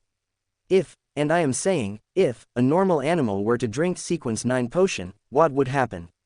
PFF'd. Max suddenly began laughing. He simply could not hold it in any more. He had been looking forward to lightening his mood since his meeting with Klein in the real world and learning about the old man's passing. And little Ms. Justice did not disappoint. After a few moments of awkward silence where Max was the only one laughing, he gradually stopped himself from laughing. I am sorry for that. You don't know how much I needed a good laugh. Anyway, I'll give you the answer to that question. You can consider lightening up my mood as payment. Well, if the animal has yet to explode, implode, or mutate into a terrifying creature right out of someone's nightmares, it means that the pet had successfully advanced to spectator. I am assuming it had become a spectator. This should be a good thing for you, as long as you have treated your pet with love and affection, and it felt the same way for you before ingesting the potion. The pet should now have the same abilities as you, and should also be able to think like a human, more or less. You can use it for certain missions where you cannot be seen or are busy. Alger by the side nodded. Meanwhile, Klein had initially thought it was something normal, but after hearing Max's laughter, he couldn't help but also feel the situation was quite comical. Once Max said that he needed the laughter, Klein felt a little sad for Mr. Death. After all, he had just received the news of having lost someone close to him. After a while of discussing, Klein told his honorific name and Alger was deeply shocked at the implication, while Audrey was simply curious about it all. Though was also slightly shocked, but more curious about the ritual than anything else. Especially after the embarrassment of Mr. Death. She would get her revenge later. For sure. Then came the time for the casual discussion. Here, Audrey gave her report on how the exam suggestions Max had given were receiving a lot of support from a lot of people. She also mentioned that she had found 2 of the items from Max's list, which greatly interested Max. Only for him to learn that both of them were items that he had thrown in there as distractions. Still, he had to keep up appearances and told her to hand them to the nearest branch of the Dunnance department store. His men would collect it from there. The payment will be waiting for you at that store unless you go to a different one, in which case the payment will be delivered to that particular branch within 2 hours. Also, I would like to know the potion formula for sequence 9 of the monster pathway. I am willing to pay a sufficient price for it, and we can discuss it when someone has the formula. Max ended his list of requests and settled back into his seat. The ritual, by your will. Everyone bowed to Klein and left as he had made his wish to end the meeting known after explaining to them the experiment he wanted to be done. Then, he casually stood up and walked over to Max's chair and observed it. Previously he had been able to observe the symbols behind Ms. Justice's and Mr. Hangman's chairs, but Mr. Death's chair was hidden behind Audrey, and for some reason it was turned slightly, facing him, hiding the back of the chair from him. He had found this odd, so he decided to investigate. However, when he reached the back of the chair, he realized that there was no symbol present. Instead, there was only a shallow crack along the center of the chair, but it was not deep enough to actually affect the stability of the chair. Klein frowned at this. The entire castle should have been something he came up with in his mind out of the blue, and he should have complete control over it. Why did a crack appear without him wanting it to? Raising his hand, Klein pointed at the chair and gray fog surged into it, to fill up the gap, and it worked. But only for an instant. The filled-up crack rapidly appeared again, with the fog that had condensed into the material for the chair being converted into a black tar-like substance and falling to the ground. Max's spirituality felt considerable danger from it and his pupils constricted. Thinking fast, he leapt back a bit before using the gray fog to try and throw this substance out of the castle. But no matter how much fog he tried to use to move it, he could not get it to move an inch. In fact, it was also slowly absorbing the gray fog, though its size was not changing, and it only remained on the ground of the castle, without actually affecting it, sitting right behind Mr. Death's chair that was slightly angled towards him. After a while, Klein realized that as long as the gray fog was inactive, the black substance would not absorb any of it, and decided to investigate this more thoroughly once he had more mysticism knowledge. Perhaps he could also ask old Neil about this, indirectly of course. Max turned to his own chair and began observing it, still vigilant of the 4 black drops that reminded him of a villain from a certain Western comic book and cartoon superhero. Max opened his eyes and found himself back in his hotel room. Unexpectedly, this meeting went on for a lot longer than the previous ones, and it also significantly improved the digestion of his potion. Clearly, influencing Audrey, Alger, and Klein was now further improving his efficiency of digesting the potion. Max paused for a moment as he set his silver hair once again from the mess it was before to a more refined look. What exactly does influencing entail? Should I just be interacting with them, or should I be doing something more? Suddenly, he felt his spirituality faintly react to his latter thought and fell into more detailed contemplation. After half an hour of thinking, Max finally came to the final conclusion. Interacting with Beyonders was sufficient to grind away at the potion, but the amount of time it would take was long. Furthermore, even if he almost completely digested the potion, this method would not allow him to actually take the final step and digest the potion. Still, he felt using this method would be sufficient to take him almost till the end. For the last step, he would actively have to change the final decision of a Beyonder to fully digest the potion, or something similar. Either way, he had a stable grindable situation. Why would he opt for something far more dangerous but faster when he had a considerable amount of time and his speed was sufficient for his goals? He was not like some people who were never satisfied and would constantly put themselves and others in insane and rather avoidable danger for potential gains that would not outweigh the risks they had taken. Sighing, Max went to the bathroom and placed the various ritualistic materials that were needed. 4 candles were placed in a square, before a loaf of brown bread was placed in one corner while a bowl of soup was placed in the other, followed by another loaf of bread and finally another bowl of soup. Taking out a silver knife, Max created a wall of spirituality before lighting the 4 candles.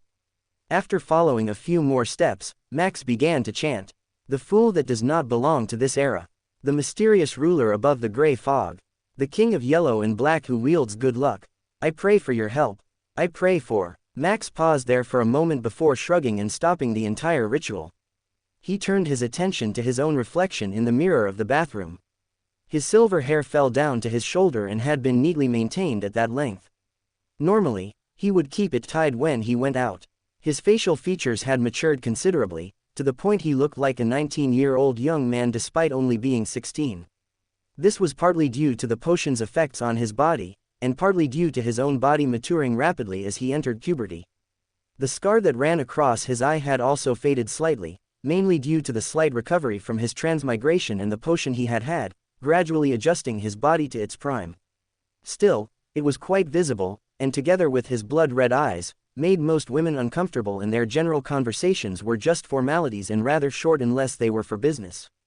Putting away all the items, Max exited the bathroom, only to notice a demisol, who had been leaning on the door this entire time, had now lost his balance and was falling towards him uncontrollably. Max simply dodged to the side and let the kid fall onto the bathroom floor.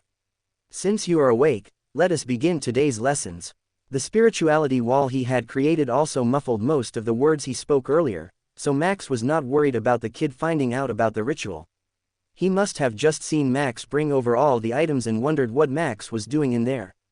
An hour later, Max left the hotel and headed towards a certain location. Wailing past street after street, Max slowly entered a more affluent part of Tingen, until he came across a particular storefront. Compared with the other stores around it, this one did not have a glass front that felt welcoming and open to customers. Instead, it was an opaque wall that reminded Max of a prison, with no paint or color on it. The door was also a steel one with a sort of sliding mechanism on the inside to open a senile peephole. Clang clang. Max used his knuckles to knock on the solid metal door before waiting for a long time. Soon enough, clacking sounds emerged from the door, similar to multiple small pieces of metal hitting against each other in an orderly fashion. Finally, the door opened and an incredibly frail-looking old man. At least, that was what Max noticed when he first saw him. However, a few seconds longer of observing the man who had opened the door for him revealed something surprising. Despite his diminutive stature, the old man had a lot of muscle hidden under his baggy clothes, visible from his incredibly toned forearms and calves, which were visible since he was wearing shorts. Max took off his top hat and gestured it to the old man a little before putting it back on and speaking. "Hello there, I am here to sign up for the hand-to-hand combat and knife techniques classes. Is there an availability, perchance?" The old man's eyes almost immediately lit up upon hearing that, but his expression did not change as he gestured for Max to enter the training hall. The inside was just as plain as the outside, with no paint on the wall or decorations of any kind. The entire room was divided into 3 areas, with an open and empty area in the middle, most likely for sparring. One of the areas had wooden dummies and sandbags to practice on, one of them weighted equipment of various kinds, and the last area was also an empty area like the center, but with a lot of mattresses spread onto the ground. Max turned his attention to the old man, who began to speak as soon as their eyes met. "Tell me, young man, do you have money?" "Why, of course, good sir." Max grinned, since money was something he definitely did not lack at the moment, causing a hideous smile to appear on the old man as well. Tarot Club 4th meeting. Max spent the following days writing a few letters to his business partners back in Backland, teaching a demisol about mysticism and various rituals, as well as training with the old man from the training center. He had spent £20 for a 2-month membership and private lessons from the old man, but this was important. Max needed a way to defend himself. A gun was a good way to defend himself against non-Beander and low-sequence Beander threats, but there were many limitations to it. The most important being he would have to carry around the gun with him everywhere, and he already had the sword to deal with. Plus, sourcing the gun and its bullets were not very easy and would make him become involved with the official authorities. Instead, Max had his gravity-based bullets that he could throw at enemies as though it was from a gun. That alone made the gun a burden rather than something useful, since his ability did not involve a loud sound or a bright flash when launching the bullet. However, Max knew of many Beander abilities even in the lower sequences that could negate the effectiveness of his bullets, like the clown's ability to transfer wounds. Furthermore, there would also be cases where he might have to defend himself near or in front of official Beanders, and he would not be able to use his gravity abilities then.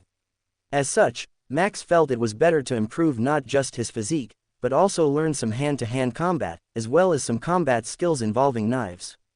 At least he would be able to protect himself from non-Beanders in front of authorities without resorting to what normal people could only refer to as magic.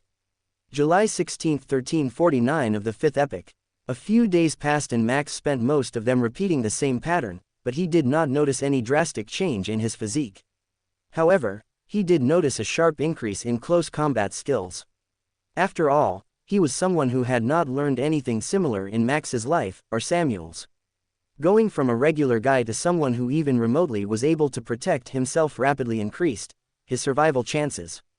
Ademisal was still the same as ever, a young child with no family other than Max, but a rather curious child.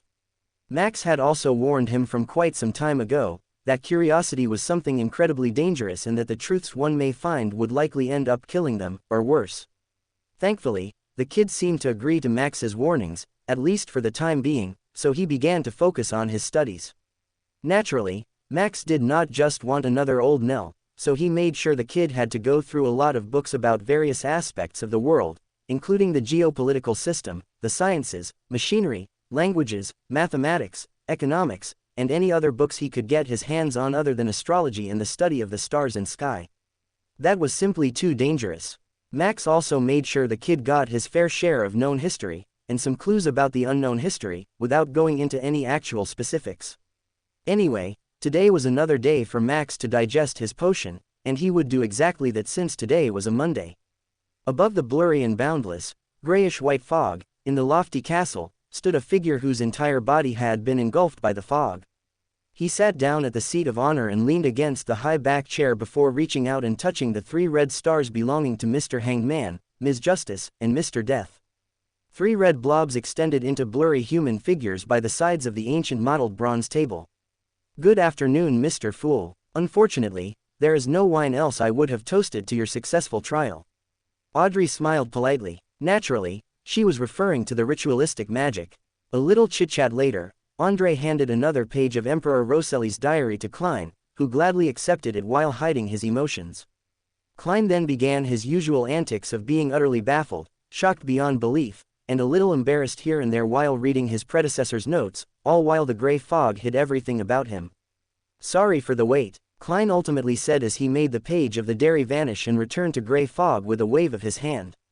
It is our honor. I have an update from my previous request regarding the potion formula for the monster potion of the monster pathway. As it turns out, I have received some credible information that those of the Rose School of Thought have access to the formulae of this pathway, as well as the ingredients for it. All I want to know is where some of their people are. As for getting the information out of their heads, I can do that my way. Of course, if you are able to get the formula, then I will be willing to pay much more, but be warned, secret organizations are very dangerous, especially for low-sequence beyonders. Alger and Audrey just nodded at this revelation without showing much expression on their faces. Audrey had been trying her best to suppress her emotions and what she showed on her face to digest her potion, while Alger already knew a lot about secret organizations. Max then nodded to everyone before falling silent once more. A moment of silence ensued among the group before Audrey finally spoke up. Where can I find the psychology alchemists? While Klein did not show much reaction, Alger spoke up. Miss Justice, firstly I don't have a clue. Secondly, I don't think there is a rush in seeking out the psychology alchemists. What you should focus on now is completely digesting the spectator potion. All I want is to have plenty of time to prepare so that I can approach them more naturally. Alright, then when can I digest the spectator potion and stop acting? Is there a standard that indicates when I can? I'm almost at the point where I no longer feel frustrated, nor do I hear the constant murmuring anymore. Alger looked at the fool in the fog but saw that he didn't have any intention of speaking. He then deliberated before saying, if you don't use the acting method, the typical rule of thumb is to wait 3 years and confirm that you no longer feel restless or receive any auditory or visual illusions. There is one simple test to determine when you can. That method is to exhaust your body to its limit. If you still don't hear any maniacal murmurings or see any strange things at that point, that would mean that you're ready to advance. With regards to the acting method, I have also just come into contact with it. It feels good, so one don't think it'll take 3 years. That wasn't useful at all. 3 years, that's too long. Audrey criticized inwardly. She had just thought about this when she heard an armrest tapping. Alger also turned his attention to the fool, waiting for him to speak. For low-sequence beyonders, as long as you strictly stick to the acting method, you should be able to digest the medicine after half a year. It may even be possible within a month. As for the signs of digesting, you will know when it happens. 1 month. Great. Thank you, Mr. Fool. Audrey exclaimed while brimming with joy. After a bit of back and forth about new members, Alger finally spoke about something interesting. I've heard that a listener from the Aurora Order is searching for traces of the true creator, which is the holy residence they advocate. True creator? Andre asked, puzzled. It is an ancient entity worshipped by numerous secret organizations and cults. They believe that the creator hasn't completely perished. The core he left behind is the true creator. Alger gave a rough explanation. Since the fifth epoch, the true creator has appeared in many forms, such as the hanged giant or the eye behind the shadow curtains. Many people believe that Emperor Russell referenced the imagery of the true creator when he was creating the tarot cards, hence, there exists the card of the hanged man. At this point, he looked at Klein and said, Mr. Fool, there's nothing with what I said, right? A brief silence fell onto the meeting until Klein finally said, I am more inclined to call him the fallen creator. Alger ruminated over those words for a few seconds while the hall descended into silence once more at Klein's words. Mr. Fool, your description is indeed more appropriate. According to our observations, Beyonders who believe in the true creator, no, the fallen creator, have a higher probability of losing control. The rest of them are mostly psychopaths. Klein fell into his usual mess of random thoughts and ideas flowing through his mind at astonishing speeds and chaotic directions. Max decided that he needed to talk a bit more to actually influence the Beyonders present here. After all, just simply interacting with them was not enough. He had to change their view of the world and others, as well as their courses of action. Well, the true creator did come from the not-so-nice aspect of a certain someone whose name is better left unsaid. In a sense, he is the fallen aspect of this certain someone, while another someone is the good of that certain someone after that certain someone was killed. It's best to stay away from him though. In fact, it is best to stay away from most secret organizations unless you have a strong enough backing, since most of them hold terrifying secrets that simply cannot be said out in the open. Some secrets so horrifying that perhaps even Mr. Fool's protection cannot save us during such a conversation. Klein's pupils constricted at those words, but it was hidden by the fog. If Max was able to see through the fog, he would have simply shrugged his thought to himself. He does tend to do that a lot. Meanwhile, Alger simply fell silent as he had been taught about how certain knowledge could lead to losing control. Just knowing things could kill you, and when he had been taught that at the church, he had felt his scalp fall numb. Thankfully, it had been quite some time since then, and he had grown aware of this fact and largely accepted it. Seeing the fool and Alger fall silent at those words, Audrey gulped before asking both hesitantly and curiously, "That sounds scary. Mr. Hanged Man, Mr. Death, could you share, in detail, information about each and every mysterious organization?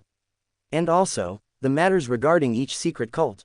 It's hard for me to come into contact with them during my daily life. I can only understand them through both of you. I'm willing to pay for it. May I know what you'd like in return?"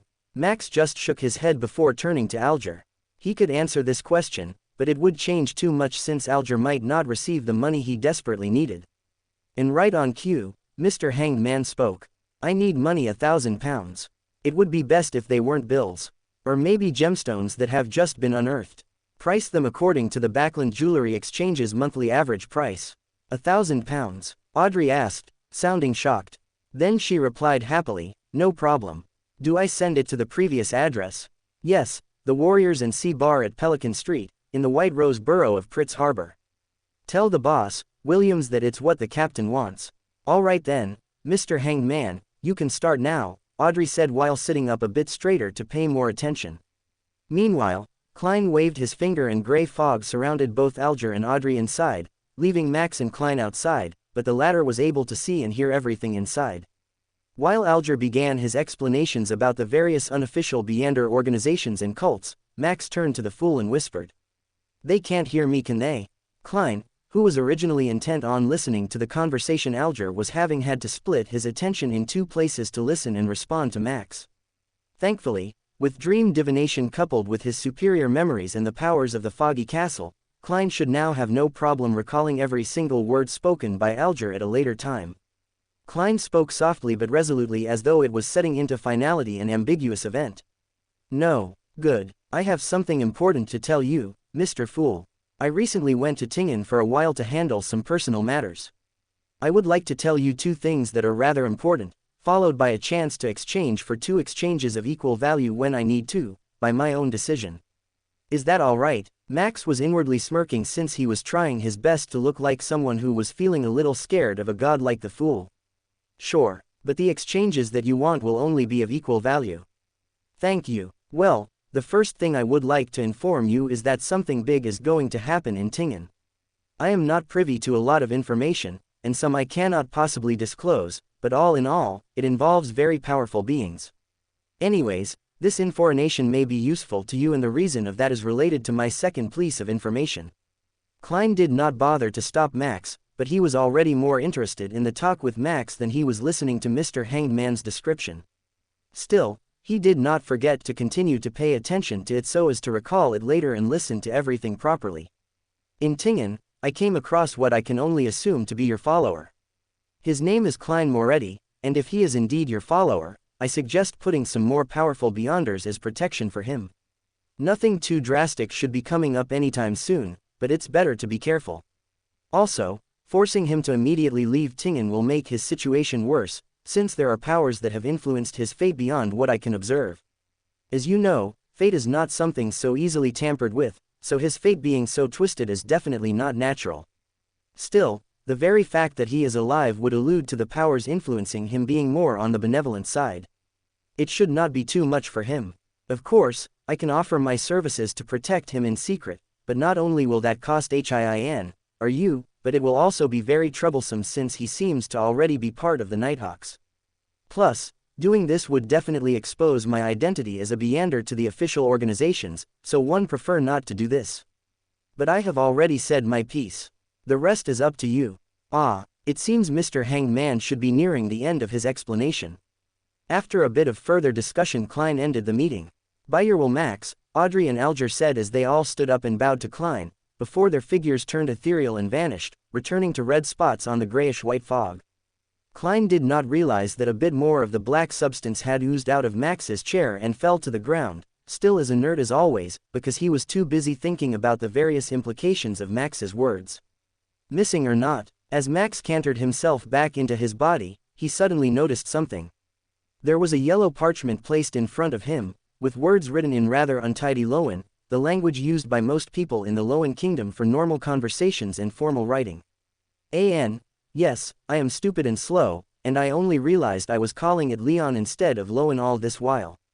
Even while reading the original novel, I thought it was Leon, so I was shocked when Somcone pointed it out in the comments.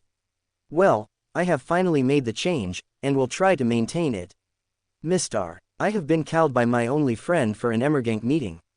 Something like this has only happened when one of our lives were in danger, so I need to go. I have kept the bracelet with your powers with me, but I will need to be able to use my powers for this mission. So, I have decided not to wear it and only keep it for when my powers grow too strong and begin to hurt me, just as you had instructed. I tried waking you up, but you were sleeping and simply would not wake up, so I spent time to write this letter out to inform you about this. I am heading back to the black market of Tingen. As for how he contact me, we decided that if any problems were to ever be FALS, we would launch one of the special furworks, and one of them was just launched a few minutes ago. I will be back in an hour hopefully, but please do search for me if I do not return. It is currently 3:30. Bye. Max immediately pulled out his stopwatch and sighed when he saw that it was only 4:10, and quickly got to prepare. The very first thing he did was pull out the Beyonder sword that had yet to be named as well as his monocle, just for safety against high-sequence Beyonders he might come across. Then, he finally took out a bottle of cooled-down tea, as well as the day's newspaper. Although he felt the need to go and search for the kid, he would have to spend a lot of time and energy doing so, the energy he could have spent on training his body or improving his financial situation. Instead, he would wait for the time given by a demisol before heading out to search for him. Plus, if he did not find the kid in 3 days' time, he would give up on him. Although Max had taught him a lot, he had not specifically given away his real name or anything to relate to his real self. To that extent, Max had even made sure to burn all letters he received and deliver the letter he wanted to send in person, not using a demisol to do it. Thus, even if the kid was somehow interrogated by Beyonders, it would be unlikely for them to realize he was a Beyonder. Plus, Max had already planned on changing locations. After searching for a demisol for a day, Max would just leave this hotel and purchase a stay at another hotel. Time casually passed as Max skimmed through the various headlines, going into more detail for the few ones that intrigued him, and taking a sip of his cold tea in between articles. 20 minutes passed in a breeze and Max finally put down his newspaper after having a look at his pocket watch. Standing up, Max sighed inwardly before heading to the door. Time to search for the kid, and save him if possible. After all, he had spent quite some time and money on helping the kid and growing him to become a trustworthy subordinate. Max opened his door, walked down the stairs, and finally out of the hotel. He cracked his neck in both directions because doing it on only one side like more characters in fiction would leave an unfulfilling and unsatisfactory feeling that anyone would much rather avoid. In fact, he was pretty certain that constantly cracking only some finger on one hand or foot, only one direction of cracking the spine and other stuff like that could be used as an effective and physically harmless method of torture. "Yo, mister, I am back." Just as Max was going to take a step towards the black market of Tingen, he heard a Demisol's voice and halted mid-step, leaving him awkwardly with his foot in the air. Turning around and panting both feet back onto the stable ground, Max saw a Demisol as well as a brown-haired kid, around the same age. Except, as they walked closer and out of the shade of the building, Max noticed quite a few wounds on the kid and even some bruises on a Demisol. "Good, I was just about to go scarching for you. Come on, we'll get the two of you patched up." Before heading out, "Where are we going?" "Well, another hotel. I can't stay here anymore now that you have likely made a mess somewhere nearby, now can I?" "One, I am sorry," a Demisol said while timidly lowering his head. "Forget about it, at least you came back alive, and you even managed to save your friend. Come on it before the entire neighborhood knows about the two of you." Max chuckled, but he was not in too much of a rush. If two kids could have escaped with only minor wounds, since most of the wounds on the other kid were considerably old, it was likely not related to a Beander organization. But still, leaving here before the night was a must. "So kid, what is your name?" "Tom." "Well then Tom, let me tell you about the primordial unity," Max said wearing an evil grin disguised as a harmless smile, while patching up a Demisol and Tom using the first aid kit he had bought after arriving at Tingen. Klein meets July 18, 1349 of the 5th epoch. As it turned out, a Demisol and Tom were not related in any way, but behaved like brothers ever. Since a Demisol scared off the larger bullies using his bloodied eyes and crazed ravings, saving Tom from a brutal ending at their hands, or worse, from hunger. Both the two kids did not have any parents that they knew of, and all they could do was strive for survival. Tom was like a little brother to a Demisol most of the time, except when the latter was overcome by his powers and almost lost control. During these times, Tom would take up the mantle and take care of a Demisol. The bond they shared was quite strong, so it did not take too long for Max to indoctrinate him into believing in the primordial unity. In fact, upon learning how Max, who was apparently just another believer of the primordial unity, had taken care of a Demisol's condition, Tom had literally thrown himself at Max's feet while thanking him profusely. A few days had passed and Tom had become accustomed to a Demisol's schedule involving long periods of studying, some rest while eating, followed by some training in close combat, and lastly ending with a lot of mysticism knowledge being thrown into their minds at a rapid pace. During their breaks, Max would go to the training hall a few streets away from their new hotel and follow the strict schedule given to him by the old trainer. Meanwhile, Klein held in his breath, afraid the moans of pain would escape at the slightest negligence. He had just escaped from his sister, Melissa's, clutches after lying about the soreness throughout his body from the previous day's training. After a good cheat seconds, he finally made his way down and had breakfast. After secking both his brother, Benson, and Melissa off, he spent some time resting to get rid of the soreness throughout his body before heading out with his cane and top hat. It was a warm summer morning as Klein walked along the river at Koya University until he found a 3-story building which showed its age. Here, he located his mentor's office, which had Cohen Quentin written on it. Knocking before entering, he was shocked to see that instead of his mentor, the academic, Azek was present. "Good morning, Mr. Azek. Where is mentor? We made an appointment by letter to meet here at 10. Cohen had a last-minute meeting and went to Tingen University. He asked me to wait for you here." Klein, up to his usual protagonist habits, unknowingly spent quite some time and focus on observing and defining the features of the person in front of him like his skin, eyes, hair, and dress. Meanwhile, Mr. Azek also frowned after observing Klein a bit carefully. "Have I committed some breach of etiquette?" he asked in confusion. Azek's brows eased as he chuckled softly. Don't mind me. I suddenly noticed that you are way more energetic than before. You look even more like a gentleman now. After discussing a bit more about stuff involving Klein's mentor, Azek finally moved on to the more important aspect of his talk, involving the reason he had just frowned. Klein, when I was studying at the Backland University, I had dabbled with some divination and did quite a bit of research on that. Well, I discovered that there is disharmony in you fate. How is it disharmonious? Klein asked in amusement, as Mr. Azek was talking about divination in front of a real Beander seer. But then, he recalled the words of Mr. Death from 2 days ago, and the smirk he had formed in his mind gradually vanished. Have you encountered many strange coincidences in the past 2 months? Coincidences? Klein began thinking about this a bit seriously. Well, the most obvious one is finding clues about the Antigonus family notebook while chasing after the normal kidnappers. Then there was also the fact that Ray Bieber did not flee Tingen and instead found a place to digest the power bestowed by the notebook, allowed sealed artifact 2049 to track him down Caseyly.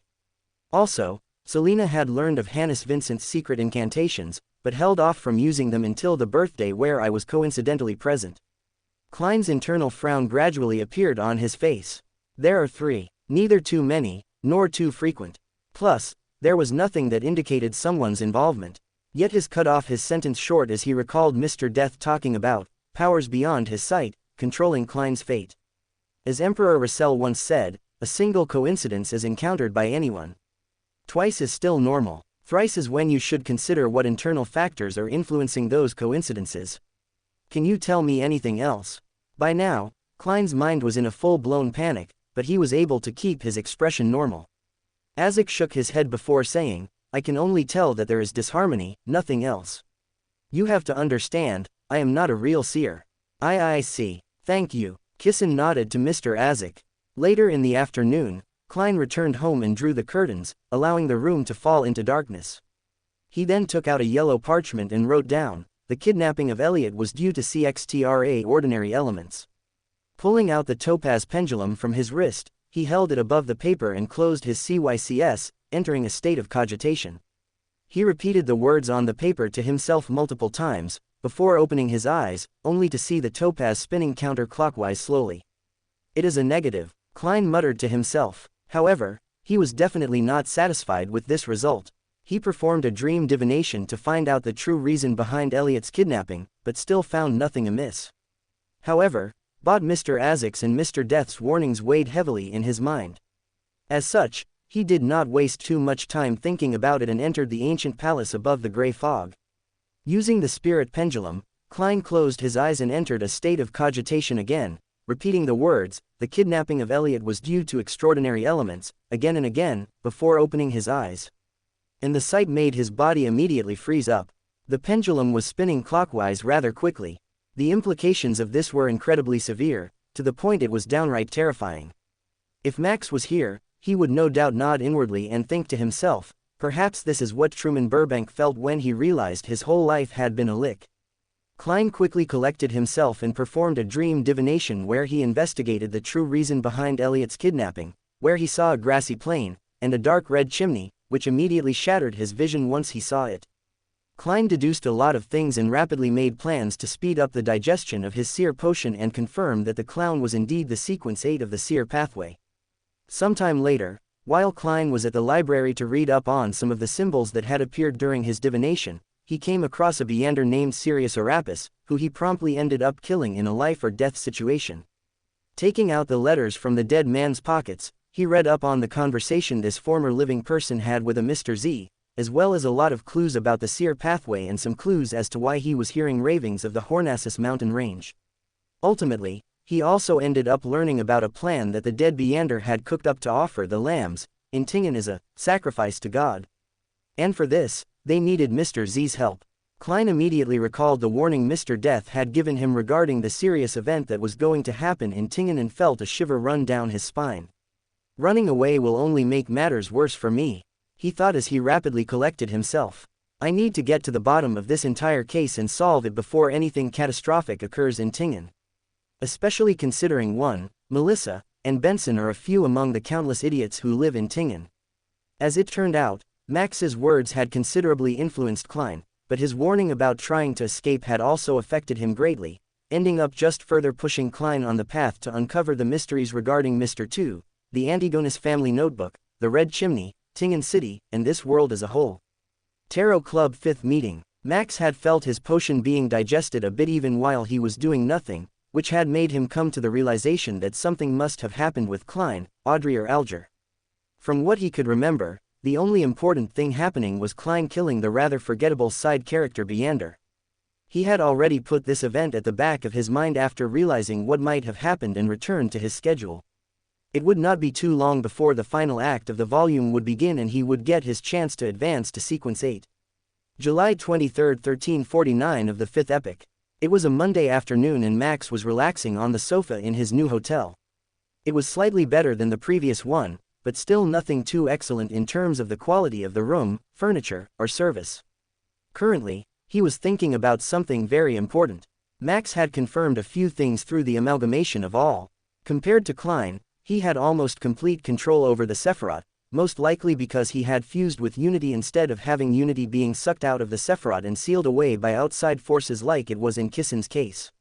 What he had confirmed was the fact that he could receive prayers and faith from his followers through the amalgamation of all.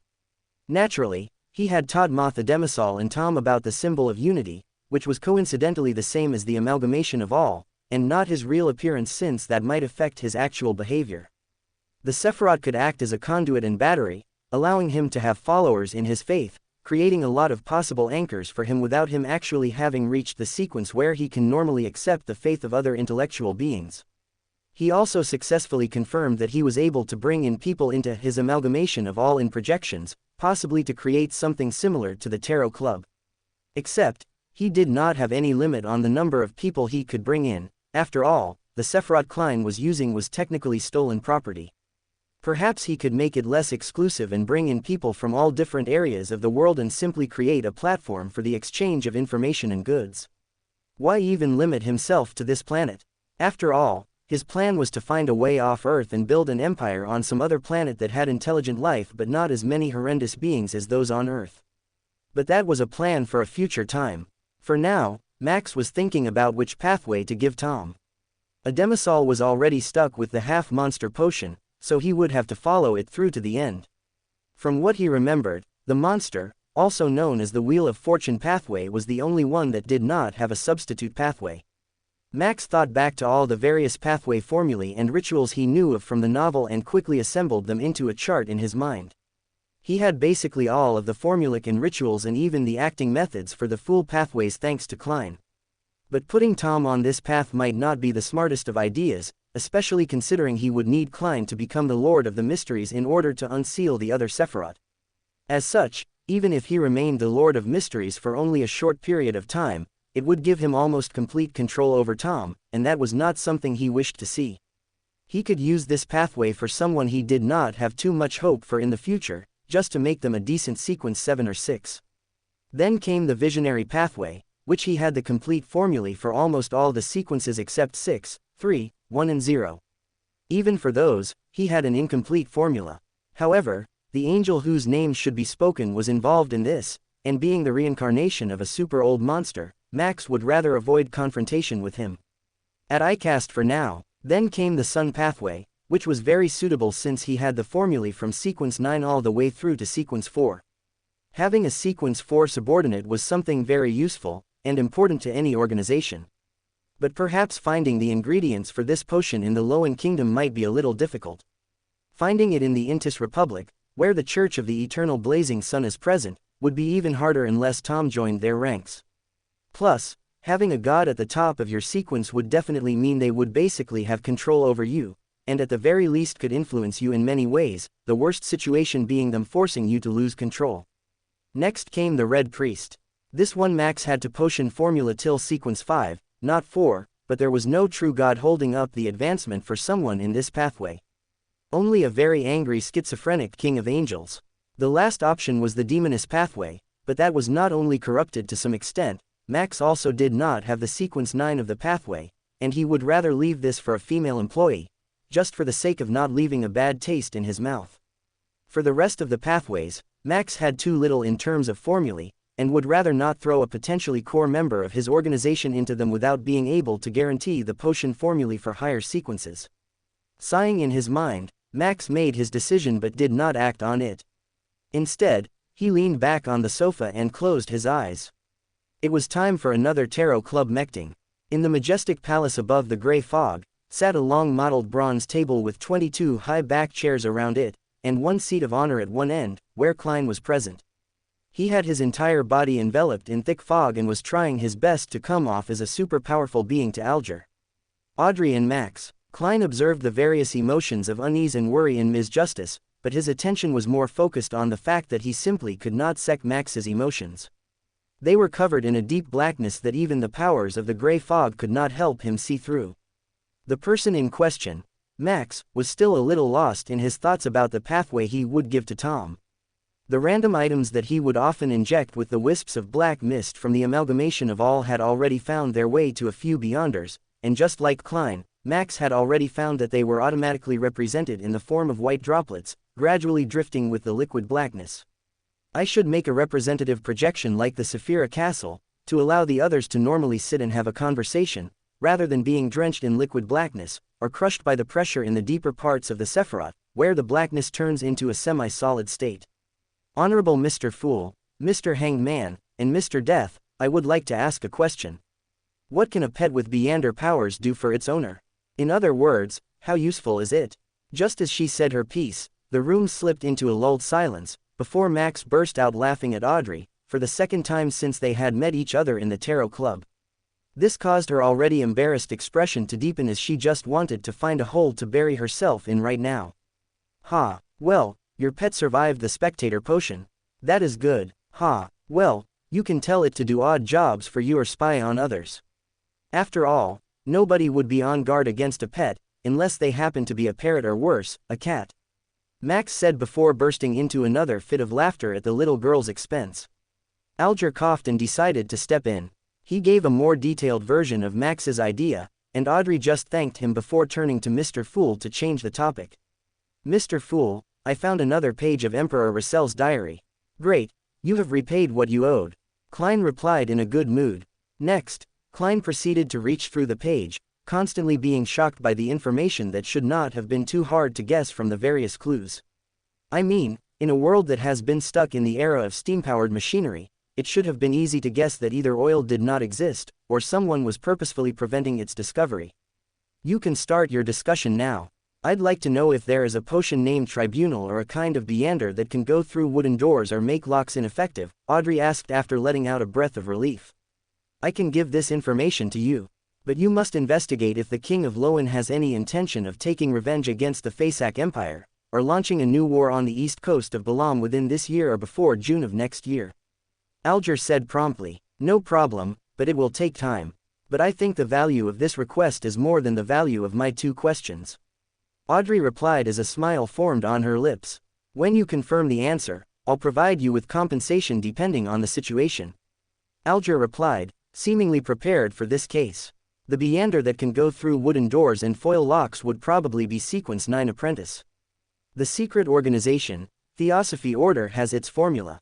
Alger went on to talk about it also being the Sequence 9 Arbiter, and a bunch of background information that was not important, but he just threw it in there as he always did. Why does Alger like talking so much? Max wondered in his mind. I have no more questions, Audrey said. This time around, Klein had not brought up the shroud of gray fog to isolate Max from the conversation, since he assumed knowledge of the names of a few Sequence 9 potions was something that someone like Mr. Death would definitely have. And this was not missed by Audrey and Alger, who secretively shot speculative gazes at Max, but the latter was completely unbothered. Honorable Mr. Fool, I'd like to ask if the true Creator's holy residence that the Aurora Order advocates is the legendary Forsaken Land of the Gods. Forsaken Land of the Gods? I have only seen that term once in Rassel's diary. It might be in the secret dockets of the Nighthawks, but it isn't something I know of currently. How do you want me to answer? Klein nearly twitched the corner of his lips.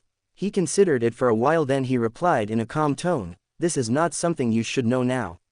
Please forgive me for overstepping my boundaries. Alger lowered his head and replied, a little afraid in his mind. Kiki, don't be so formal. If Mr. Fool wanted us dead, we would already be dead. Just keep the meeting moving without taking up too much time. Alright, it is now my turn. Mr. Fool, I would like to use one of my favors now. I would like you to send one of your followers to find the potion formula for the Sequence 9 monster potion. I know I already asked the members to find it, but clearly, everyone is busy with their own things. Mr. Hanged Man is busy sailing the sea in some random corner of the map, while Ms. Justice is too busy grooming her Beander pet. There is no time limit, but the faster you can source it, the better. I will also be willing to pay the cost of acquiring the formula. Klein did not respond, but Max just nodded at him and then turned to the other two members who had their heads a little lower than before, clearly in shame. For some reason, the two of them felt like they were being admonished by their parents, despite Alger not having done anything wrong and was actually just doing his job. What was there to be ashamed about in that? As the two of you know, I have already found 2 items, so I will be removing them from the list. Please try and find these items soon. Then Audrey asked if she could join another Beander organization while being part of the Tarot Club, and Klein simply allowed it, telling her to keep the club a secret. Then Audrey asked about bringing in new members, and Klein tried to act all mysterious with a few one-liners. Ooh, Mr. Big Bad and Scary Fool, what will you do if I start spreading your name to all Beyonders everywhere? The thought suddenly popped into Max's mind before vanishing. However, he frowned. Something is wrong. Uncertain influence. While still in the foggy castle, Max immediately closed his eyes and looked inside of him. However, he noticed nothing wrong, which was incredibly strange. Still, Max suppressed his urge to immediately ask Klein to allow him to leave the meeting immediately and instead stayed for a little longer. A few minutes later, the meeting ended with Alger and Audrey being both terrified and quite taken aback at the sudden change in the fool's attitude. Meanwhile, Max immediately returned to his body in the hotel room and did not waste a single second to connect with the amalgamation of all and used a few of the solid crystals of blackness to flood his soul with the energy of the Sephiroth and purge everything inside. He was sure that the thought of exposing Klein was definitely not his own, so the first thing he did was to remove all outside influence since a certain king of Angel was possibly the reason for this influence. Only after he had used all means possible to himself, Max turned his head to Samuel and Unity, who had been floating behind him the entire time, waiting silently. Are you two somehow involved in the creation of that thought? Or do you have any idea what it is? Well, it is not part of our sealed memories. Samuel said with a slightly worried expression. Outside influence then, Max concluded. Could be Unity. Samuel gave a possible explanation. No, we are Unity. If there was to be any actual influence, it would have changed us the moment we fused with it. Plus, it was able to affect my thinking while I was inside the Saphira castle, but cannot affect me once I actively purge it with the energy of the Sephiroth, Max refuted. Well, it means it is likely someone at the level of an angel, at least, Samuel added. But since the purging from the amalgamation of all works, we can just add it as part of the schedule. Daily cleansing of mind control, brainwashing and random corruption. Max shrugged internally. There was not much he could do at the moment, considering he did not have any backing from a god, like Klein. Ultimately, all he needed to do was regularly cleanse his mind and soul, which was not something that would cost him anything more than a few seconds. Plus, the amalgamation of all was always generating more of the black mist, compressing it into the black liquid, and finally compressing it into the black stones. I should really come up with a name for this black energy. Anyways, seal away this conversation as well, and set it to automatically bring it up whenever I come here. Also, remind me to come up here often. Max told Samuel, who nodded before Mac left the amalgamation of all and returned to his body. Well, time to send Tom and Ademisol on their first mission to search for the Beander ingredients for Tom's potion. Max muttered to himself as he opened the door to the room where the two kids were relaxing. July 26, 1349 of the 5th epoch. Tell me, Tom, are you prepared for what you are about to face? Are you ready to go down a path filled with thorns, only to reach a destination that is far worse, all for the sake of power? Are you prepared to suffer a fate equally bad if not worse than what little Ademisol had been suffering through before I came to his aid, just to become stronger? Tell me, Tom, are you willing to give up your humanity, for inhumane abilities? Max asked one more time, making sure that in the future, Tom would never think about Max as the one at fault for pushing him down the path of a Beander. After all, he needed to keep his hands clean of matters like this, since powerful enemies come from the most unlikely of places, and having an aggrieved subordinate is very likely one of them, one that his future competitors like the gods would exploit without an ounce of hesitation. Yes, Tom said. Naturally, a demisol was not here at the moment, for both his physical and mental safety. Max handed him the newly brewed potion and explained to him the various steps of cogitation to control his Beyonder characteristic, as well as other features shared by all Beyonders.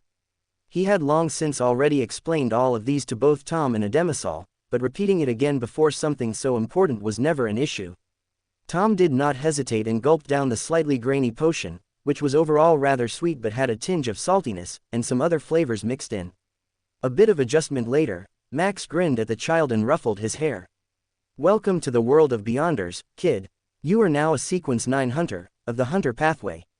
Sorry for the short chapter, but I felt it was a good place to end, and the chapters were getting too long whenever the Tarot Club was involved, so I had to compensate with smaller chapters.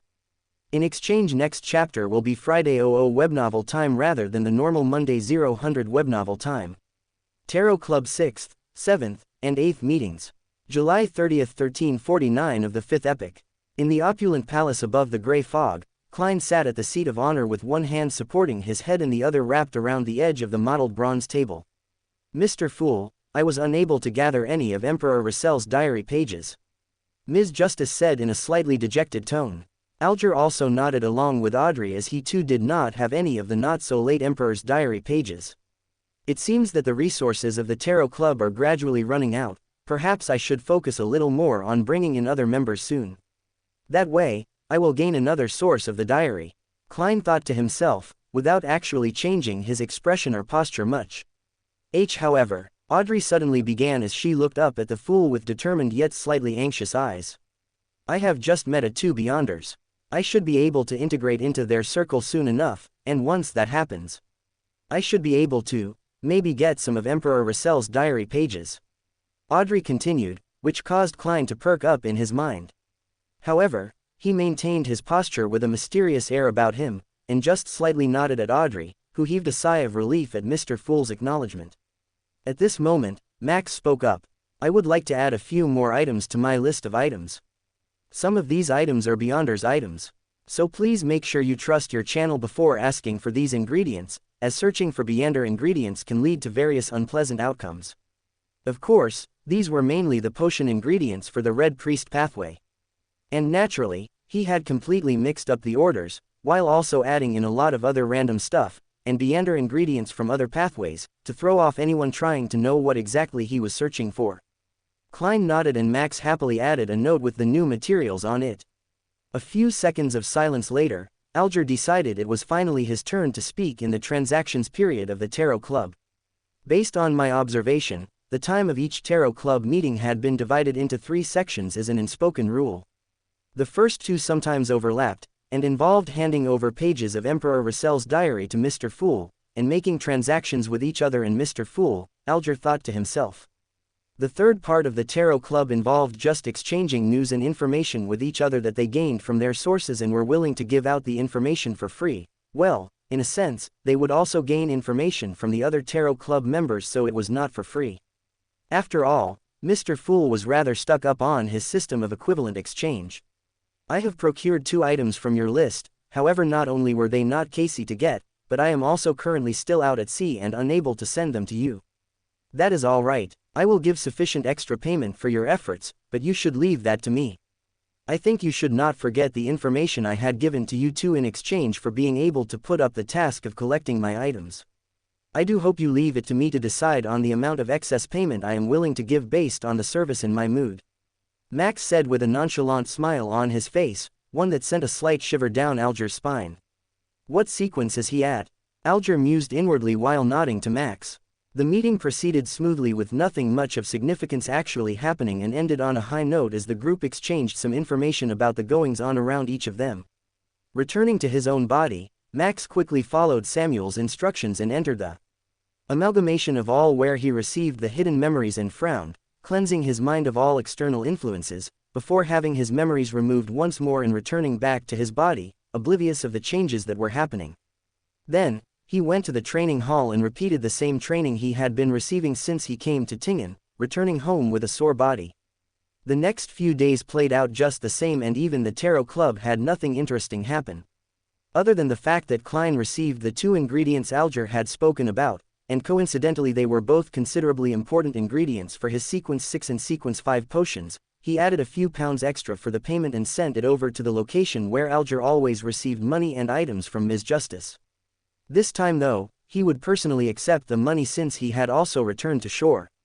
What did happen was that after the 6th Tarot Club meeting, Max attended the 7th and 8th meetings as well, and as soon as he returned to his body from his 8th meeting, he felt something click inside his body and mind, and he knew instinctively that he had fully digested the potion.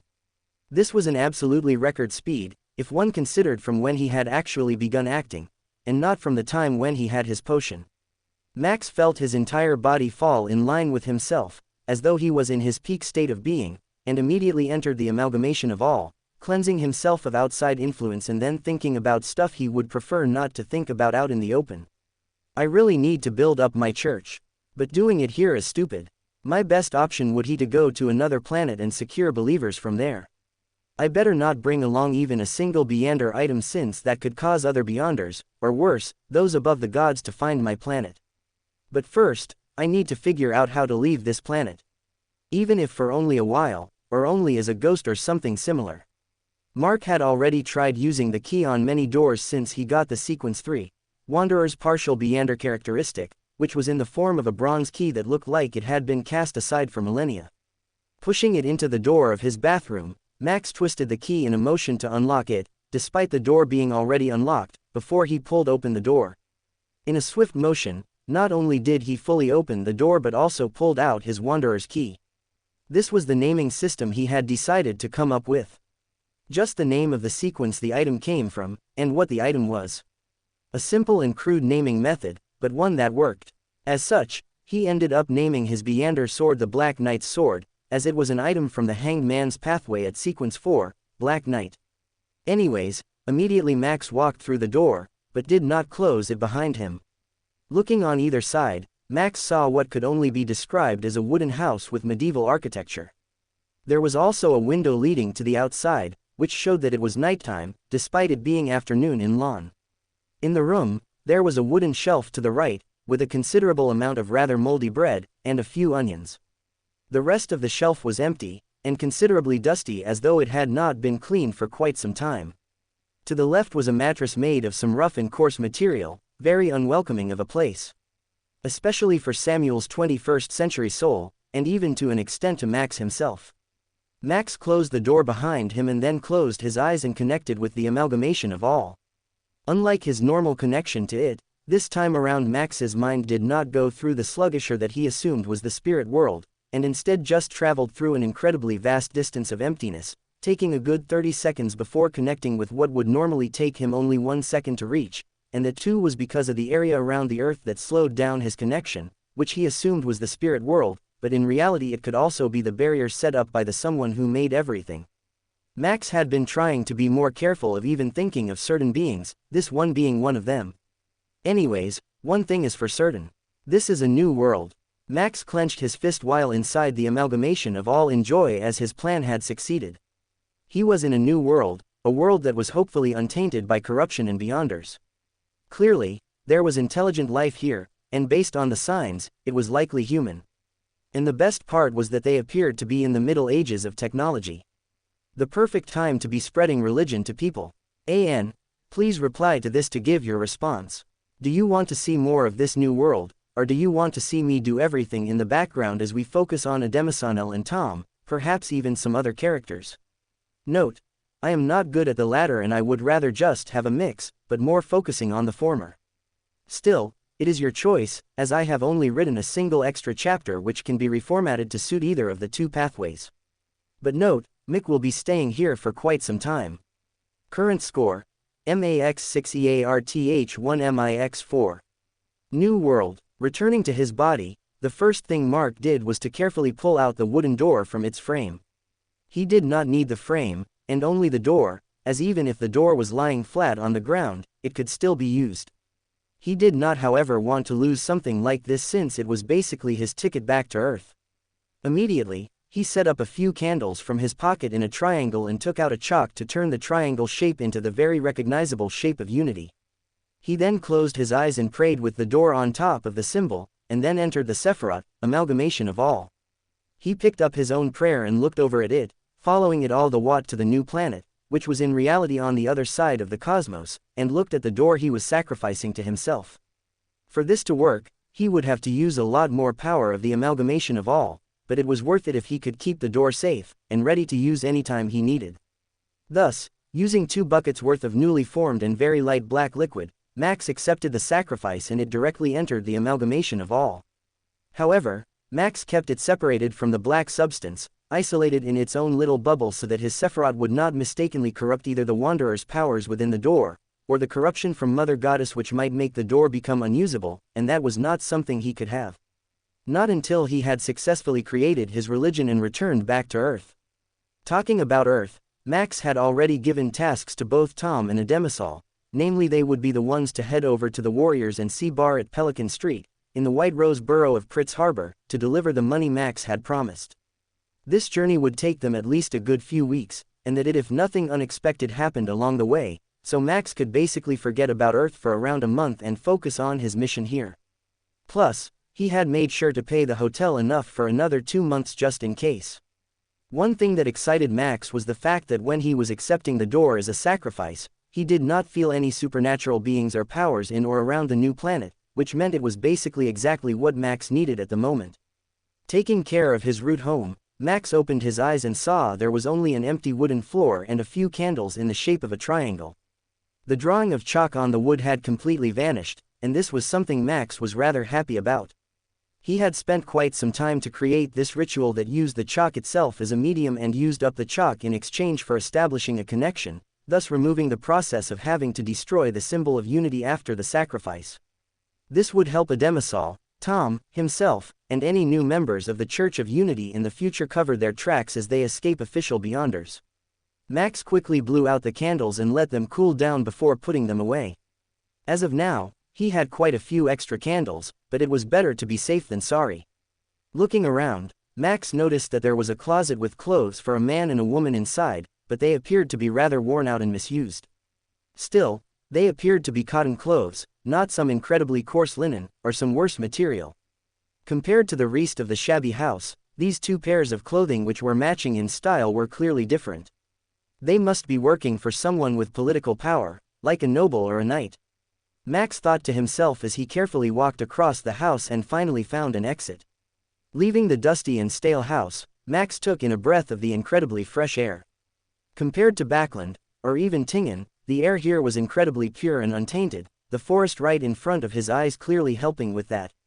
Turning his attention away from the forest that seemed to stretch on forever, Max looked at the shabby village behind the house he was just in, looking at the slightly larger house in the center of the village. Compared with the rotting wood used for most of the houses, the wood used for this one seemed to be incredibly well maintained, and it even had a wooden fence around it with a well-kept garden.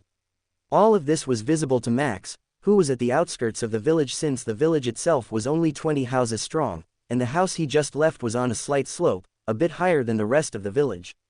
This place is too small, Max finally concluded as he saw the state of the place. Although he would be able to easily fool the people of a struggling village like this one into believing in unity, himself, it would not help a lot in the long run. There would naturally be a lot of pushback from whatever was the ruling organization of this land, most likely a medieval kingdom or empire. Thus, it made more sense to directly talk to the ruler of this land, make a deal with them, and then slowly, but while remaining uninterrupted, spread the religion throughout the nation and making everyone true believers. Then he could plan for world domination. But that was in the future. For now, Max turned away from the village. He touched his body to make it less dense for a while, and ran an incredibly large distance without leaving any footsteps. Unlike Earth, where Max had to be careful of even a single use of his powers, here, he was free to do whatever he wanted. A sense of freedom filled his heart as an innocent smile spread across his face as he ran through the forest. He no longer needed to be careful of supreme beings at insane levels of existence scrutinizing his every move. Not only did he had a crazy angel scouring him constantly, he also had a being above gods possible trying to help him for unknown reasons, and maybe even a really scary true god spying on him secretly. And he also had someone or something constantly trying to mess with his mind. But none of that was here. He was free here, free from the spying, free from the constant vigilance, free from the manipulation, and then he immediately came to a stop as he realized something. He did not know the language of this world. Immediately, Max went back to the village, and this time he went straight for the center of the village, still having his body being less dense and thus none of his footsteps were actually being imprinted on the soft and wet ground, not much sound coming from it either. Carefully, he sneaked into the open window of the house and looked around. His footsteps did not make much noise as he was still light, but this process was rather taxing for him. So he needed to finish this quickly. He went from room to room, avoiding the room where he could hear someone snoring, and finally found it. A study room. Once inside, Max walked up to the shelf with countless scrolls and gradually increased his weight to the point that he no longer needed to use his spirituality, making sure to do it slowly enough that no noise was made. Next, he pulled out a scroll and opened it. The symbols were strange, but crudely simple. They were essentially squares, circles, and triangles which were sometimes hollowed out, and sometimes filled in, with dots randomly placed around the shapes or inside the hollowed-out shapes. There was also a line that would bisect the shapes vertically or horizontally, and these shapes would not have dots in or around them. In essence, they had around 32 characters, a bit more than the English language, but still manageable. However, there were no images with this text, so it was effectively impossible to know what it means. Worse yet, Max did not know what it sounded like. It seems I need to kidnap someone, Max thought to himself as he activated his powers again and walked towards the room with the snoring noises. There he confirmed that it was indeed a human living here. I could also act like an innocent person who lost his memories, or even someone who got injured on his head and lost his memories, but then again, that would be too time-consuming. I need to learn how to speak the language at least. And within a month, Max thought to himself as he apathetically looked at the old and frail-looking man sleeping peacefully on the bed. It seems you will be the one to teach me. He reached out a hand to the old man and covered his mouth, causing the old man's eyes to open, still half asleep. Only when he saw an unknown young man staring at him in the middle of the night did his size widen in surprise, but by then the drug in the cloth around his nose and mouth had taken effect and the old man fainted. Yup, so they are definitely humans, this stuff might not have worked otherwise. And with that, Max had his Slav intern teacher. Independence in Pritz Harbor, August 17, 1349 of the 5th epoch. 3 days later Max walked out of a nearby cave with a few books he had written with the help of the old man. It contained the basic translation alphabets of this world, and how to pronounce them in English. This was done to prevent those on Earth from easily understanding what this was. The other book contained most of the common words of this world, translated to words in English, as well as the phonetical description of each word. This way, Max had the basics in order to understand this world. However, it would take him some time to actually become fluent in it, and there would be countless words he would not know. But it was a start, and that was all he needed. Of course, he also got the old man to draw him a rough map of the surroundings, with the mountains and geographical landmarks as a pathway to follow before reaching the nearby villages, as well as the city which was at the end of the map. Also, he took the time to get as much information about this world and the kingdom as he could. This information was also difficult, but using the basic dictionary he had created, Max was able to string together a few questions and translate the answers back. The world they were in did not actually have a name, so Max just decided to be a little conceited and named it Independence, since it would truly be his first step towards independence from the rules of the earth and the mysterious beings that currently control it, or loom over it. Just think about the say I unite the entire world under one banner, making it free from their previous rulers. It would be the Independence Day for the world of independence. As for their current kingdom, it was a kingdom whose name was incredibly difficult to pronounce in English, and even felt like the world combinations of ancient Fasak, ancient Hermes, and a few fictional languages, Hogfeglichtans. So, he simply renamed it to Athens in his mind. Perhaps one day even actually renaming it. For now, though, Max walked out of the cave and made himself lighter, collecting a lot of wood and dried leaves, and placing them all over the ground of the cave. Then, he picked up a cold corpse and lightened it as well, before heading off into the distant woods, where he dropped off the body in chunks NCAR separate animal nests, before returning to the cave. He took out a few matchsticks and lit a piece of bark on first, before using it to light the dried vegetation in the cave on fire. With this, all evidence had been cleared. Max kept his abilities switched on for a while longer and went to the nearest stream, where he turned off his powers and removed all possible sense and other evidence from his body, before turning on his powers and making haste for almost half a day. Only now did he feel his spirituality being stretched, and he decided to stop using his powers for the time being. Instead, he decided to set up camp here. He took out a miniature shovel from the inside of his suit and began digging.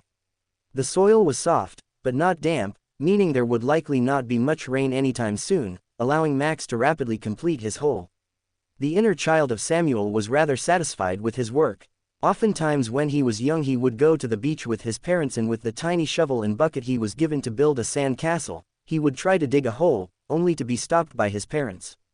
As he got older, the number of times he went to the beach reduced, and it was generally with friends, where they would much rather either chill in the water or play some sports on the beach. Ultimately, his aspirations as a child to dig a hole in the ground were left at just that, aspirations. Well, until now, marveling at his handiwork for a while, Max got back to work, picking a few wooden logs and placing them in the hole strategically. He summoned back the door and placed it below the wood, before filling up the area above the wood with rocks and soil, leaving only a tiny hole for him to squeeze into to access the door. He also reverse summoned all the notes directly to the amalgamation of all, so no. Finally, he used an odd knot he had seen on YouTube one random night while following its random algorithm, which would not open when being pulled, but the moment the pulling force it removed, it unraveled on its own, to secure the log from the center, and another normal knot to secure the wood from one side. Then, he smoothened the end where the normal knot was, before placing all the remaining rocks and soil between the wood and the hole. Sliding into it carefully, with the two ropes in hand, Max used the key to open the door back to Earth, but did not walk all the way through, and instead pulled on the odd knot at the center of the wooden log, causing a lot of it to fall into the small hole he had dug himself until it was all loosely filled, a bit of wood preventing the dirt and stones from falling into his room back on Earth. Letting go of the odd knot for a second, Max pulled on it again and the rope came back easily through the loose soil and rocks, with no log. Then, he pulled on the normally tied rope and it was a lot harder, but he successfully pulled the log into the area with the door and used it to prevent more soil from getting in. With everything done, Max patted himself down a bit before walking through to Earth, taking his key with him and closing the door behind him. Back home, Max shrugged and entered the Sephiroth and cleansed himself, clearly realizing he had not been influenced since he had spent the entire day on the other side. Of course, Max had also done this experiment in the past few days when he returned for food and other necessities while keeping the door in the cave during the learning time with his SLA teaching intern. This was the first time Max had camped outside the safety of the cave, and he wanted to ensure that the door would not be broken on accident by a passing animal or humans, as the possibility of him reaching there again would be incredibly low, close to impossible. Once he was back at the hotel room, Max immediately went to the restaurant on the ground floor of the hotel, had a nice hot meal, and packed with enough preserved food for the rest of the meals of the day, and then returned to his room. This was what he had done for the past 3 days since he had discovered the new world of Independence, so he would not have to waste time searching for and gathering safe food. Returning to Independence, Max used his hands to make a small hole in the loose soil and rocks, enough for air and light to enter the area created by the wooden logs holding up the soil and rocks. Using the chalk and candles, he brought back the texts to translate the language used in Athens and just began reading. He simply could not risk this information being delivered to people like certain angels back on Earth, or the gods, or worse existences, one or more of whom were already actively trying to influence his mind. As such, not only had he written all the translations in English, he had also not brought it to Earth at all, and instead stored it in the amalgamation of all. Thus, once he was back in the safety of the new world, Independence, Max immediately brought out the books and began to study. He knew most of his time would be spent like this, just reading in the safety of another world, safe from the terrifying existences that were in and surrounded Earth. Time quickly passed with Max just reading in his mind, then trying to speak out loud in a very robotic and broken way. Meanwhile, 2 young kids were in a carriage nearing Warriors and Sea Bar at Pelican Street, in the White Rose borough of the Pritz Harbor. Both had brown hair of slightly differing shades, and both wearing moderately decent clothes and flat caps. The one with deep and mysterious black eyes was a demisol, and the other with fiery brown eyes was Tom. Listen, I've been thinking, since we finally got out, after completing the mission, should we spend some time exploring Pritz Harbor? A demisol asked while fidgeting his toes. No, Mr. said that we need to return as soon as possible. This is an important mission, Tom replied in a serious manner. I'm not saying that we waste time. What I am saying is that exploring the harbor will be beneficial for Mr. if he were to need some information from here. Maybe, we can even bring in some kids to join us and help Mr. No, he has already told you about it. We are not to bring in others to work with us until he tells us to bring in others. But you are right, we should spend some time collecting information. Alright, this is how we will do it. You go and explore, we will meet back at the train station in 2 days' time. By then, I will have completed the mission. How about that? Yes, great, see you later, a demisol said as he jumped out of the moving carriage and happily skipped along the roads of the harbor. Meanwhile, Tom stayed in the carriage as it moved towards Pelican Street. He was to deliver a package and receive a package in return, as Mr. had said. The views rose insanely rapidly, so I am posting another chapter. The goal is to get around 7k views before relating another chapter, until the average raises from the current 5.4k views per chapter to 6k. Then the goal will change to 8k views per chapter until the average increases to 7k, and onwards. Trouble and plans. Max spent the next few days just learning to read, speak, and write the language all at once, which was a lot harder than being able to speak the languages on Earth since Max, the original owner of the body, already knew the ancient version of the language, thus having some sort of reference. It was like knowing Shakespearean English, just more extreme, and then trying to learn modern English, a lot easier than learning a completely new language. Still, he kept at it, gradually being able to at least read it.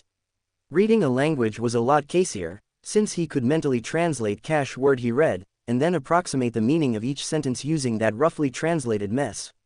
August 19, 1349 of the 5th epoch. Max felt like he needed a break from just reading underground, so like always, he just dug his way out, and then began exercising. Compared to Earth, where he would have his thoughts constantly being invaded by some unknown entity, Max found this peaceful planet a lot better. He even had thoughts of just settling down here and living out a nice and calm life. Until he remembered the law of Beander characteristics, which meant that once the other transmigrators finally landed in the bodies of people from the Earth, and as long as they reached the true God level, they would definitely come for him. Not to mention that the Mother Goddess would also come for him, or maybe just let a certain deranged king of angels loose on him. Bringing his thoughts back, Max continued to perform the basic exercises, and then proceeded to perform the close combat skills and moves he had been taught, gradually forming droplets of sweat all over his body. Only then did he stop, and return to Earth for a shower and a change of clothes before coming back here and continuing his isolation of reading underground. He had a plan on how he would take over and spread his religion, and for the plan to work, he could not have variables like others, realizing he could not speak their language from the moment he arrived. As such, he did not take any risks.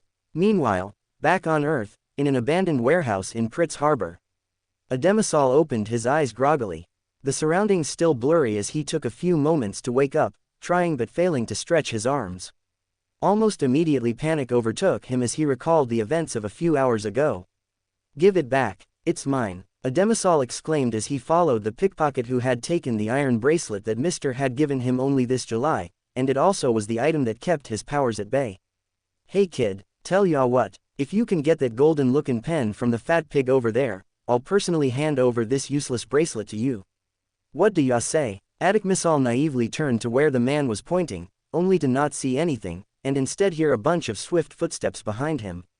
Turning around, he saw the elbow of the silver-toothed pickpocket about to the side of his head before passing out, and waking up here, with his hands and legs tied to a pole, and his mouth gagged.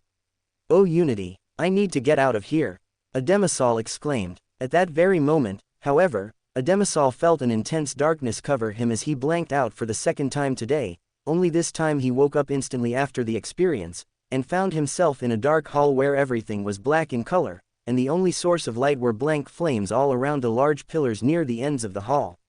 It felt odd being given white light from black flames, but a demisol was more worried about where he was rather than the light. He knew, from what the Mr. had taught him, that strange and unexplainable things could only mean one thing, beyonders. He looked around and noticed that there was a sea of black below the floor, and only then realized that the floor was not entirely black, and instead translucent, revealing the white stars flowing in the black ocean, like an artificial night sky. Suddenly, he heard a familiar voice and turned around to see Tom. Though he had his face covered by a black mask of solid crystals. A demisol, what are you doing here?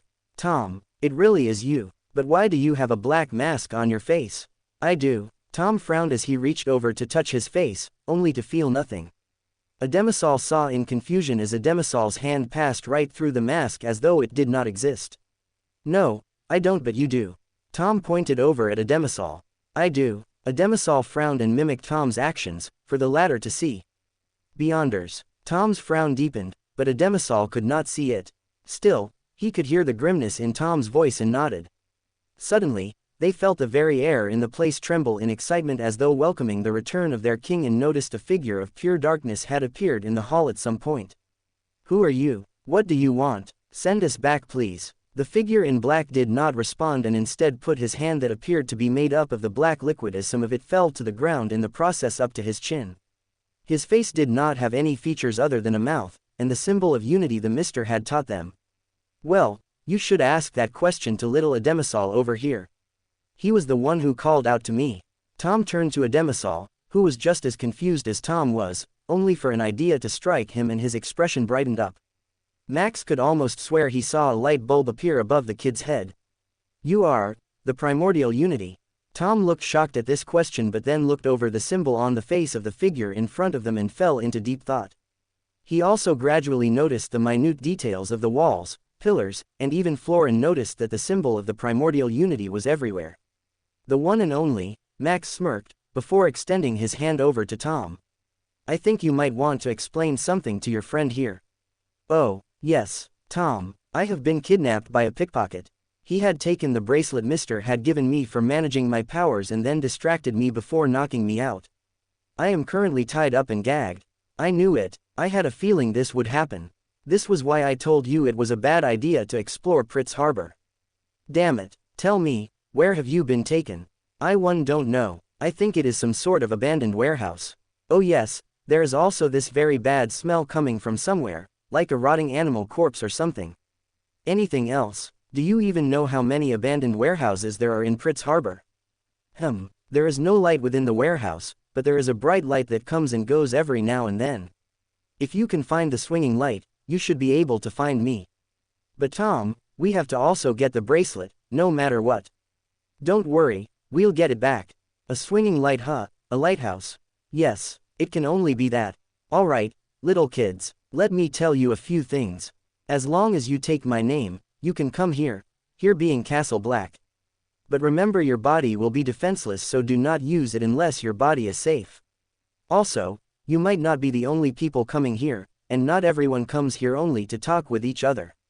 Nothing that happens here will be private from anyone unless you take a private room beforehand. As for what they do other than communication, well, they make deals, both of information and physical items. There is also a mission board over there where people come by and put up things they want or want done, and a reward. This is set up in case people do not have all the time in the world to wait here for the perfect trader. Though it is empty for now, you can put up stuff here for others to read. Before putting it up, you will need to hand over the reward to me for security concerns. I suppose my followers should have taught you how to wield your spirituality, chalk and candles to make a sacrifice to me. That is how you send and receive rewards. Also, make sure never to reveal your true identities. I made those masks specifically for preventing that, so don't call each other by name or your locations. Alright, for now, that is all.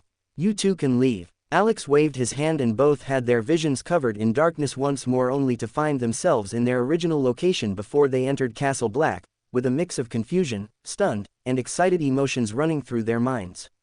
Max smirked as his plans to create his organization in Backland had finally sprung into action. Derek and Son. Meanwhile, in the mysterious palace above the gray fog, Klein extended his spirituality into the bright red star that just started shining with activity. Oh magnificent deity, please cast your eyes on this land that you have forsaken. Oh magnificent deity, please allow us, the people of the dark, be freed from the curse of our destiny. I am willing to dedicate my life to you, using my blood to please you. A land that was forsaken. People of the dark, magnificent deity. Klein murmured the few key words and suddenly thought of a place that the hanged man had mentioned once. The forsaken land of the gods. It appeared in Rassel's diary too. He even sent out a fleet to search for it, but it was fruitless. Klein squinted his eyes and wondered if he had guessed correctly. He tapped on the edge of the long bronze table with his fingers. After 3 taps, he came to a decision. He extended his right hand and touched the illusory crimson star. The cloud of crimson immediately exploded, and the light flowed in like water. Derek stood in front of a flight of stairs as he looked straight ahead with reddened eyes. In front of him were 2 coffins containing his parents. Embedded in a stone plate in front of him was a simple silver sword. The frequent booming of thunder caused the house to shake and the sword to sway. The Berg couple inside the coffins weren't completely dead yet. They struggled to keep their eyes open while making weak attempts to heave for air, but in the eyes of some, the luster of their lives could no longer suppress their irreversible darkening. Derek, do it. An elder dressed in a long black robe looked at the youth and said in a deep voice with a staff in his hand. The expression of the youth was visibly contorted. No, no, no. Derek, who had brownish-yellow hair, shook his head repeatedly. He took a step back with every word, and finally let out an ear-piercing scream. Thump. The elder struck down his staff and said, "Do you wish for the whole city to be buried along with your parents? You should know that we are the people of the dark who have been forsaken by God. We can only live in a cursed place like this, and all the dead would become horrifying evil spirits. There's no way to reverse it regardless of what we do, other than ending their lives by the hands of a family member." Why? Derek asked in despair, shaking his head. Why are the citizens of the City of Silver destined to kill their parents the moment they are born?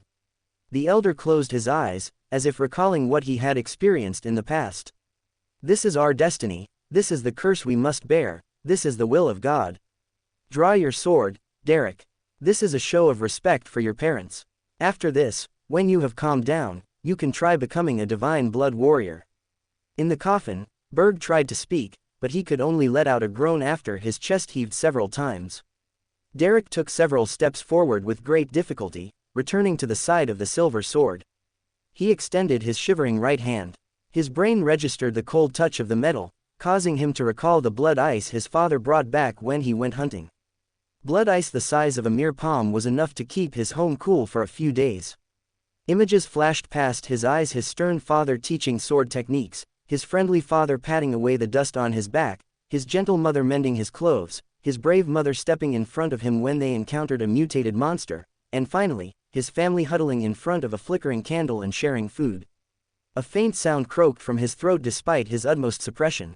With a low grunt, he exerted force with his right hand and drew the sword. He lowered his head and charged forward, raising the sword and driving it down with force. Blood splattered following a pained scream. The blood splattered onto Derek's face and into his sides. His vision became red. He pulled out the sword and pierced it into the coffin by the side. After the sharp metal pierced through flesh, Derek released his grip and wavered as he stood up. He didn't look at the condition of the people inside the coffin. Derek stumbled as he ran out of the mortuary, as if he was being chased by evil spirits. His fists and teeth were clenched tight. The blood on his face left streaks across his face. The elder who had taken in everything from the side. There were stone pillars that lined the main streets of the City of Silver. Atop the stone pillars were lanterns, and within the lanterns were unlit candles. There was no sun in the sky here, no moon, no stars, only an unchanging darkness and lightning that threatened to tear apart everything. The citizens of the City of Silver walked along the dark streets with the illumination of the lightning. The few hours when the lightning died down was considered by them as the true night as mentioned in the legends. That was the time where they had to use candles to light up the city, drive away the darkness, and make it serve as a warning for the monsters. Derek made his way along the street. He didn't have anywhere he wanted to go, but as he walked, he realized that he had reached the door of his house. He took out his keys and unlocked the door. He saw the familiar sights, but he didn't hear his mother's concerned voice or his father reprimanding him for running about. The house was empty and cold. Derek clenched his teeth again. He walked quickly to his room and searched for the crystal ball. His father had told him that this was a crystal ball used by a long-destroyed city to worship their deity. He knelt and faced the crystal ball, praying without any hope in mind. He pleaded bitterly, "O magnificent deity, please cast your eyes on this land that you have forsaken. O magnificent deity, please allow us, the people of the dark, be freed from the curse of our destiny. I am willing to dedicate my life to you, using my blood to please you." Just as he was in complete despair and about to stand, he saw a dark red glow burst forth from the pure crystal ball. The glow was like flowing water, instantly swallowing Derek. When he regained his senses, he realized that he was standing in a magnificent palace supported by giant stone pillars. In front of him was a long ancient table, and on the other side of the table was a human figure obscured by a thick fog. Other than that, there was nothing around him. It was empty and ethereal. Under him was a boundless fog and incorporeal dark red specks of light. Derek felt a flame of hope ignite in his heart. He stared at the human figure at the very top, confused and puzzled. Are you God?"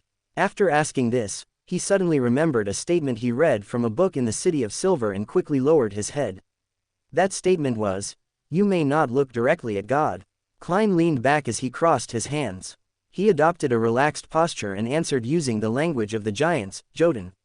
"I am not God, I am merely the fool who is interested in the long history of this world." Klein had already activated his spirit vision by clicking his left molars.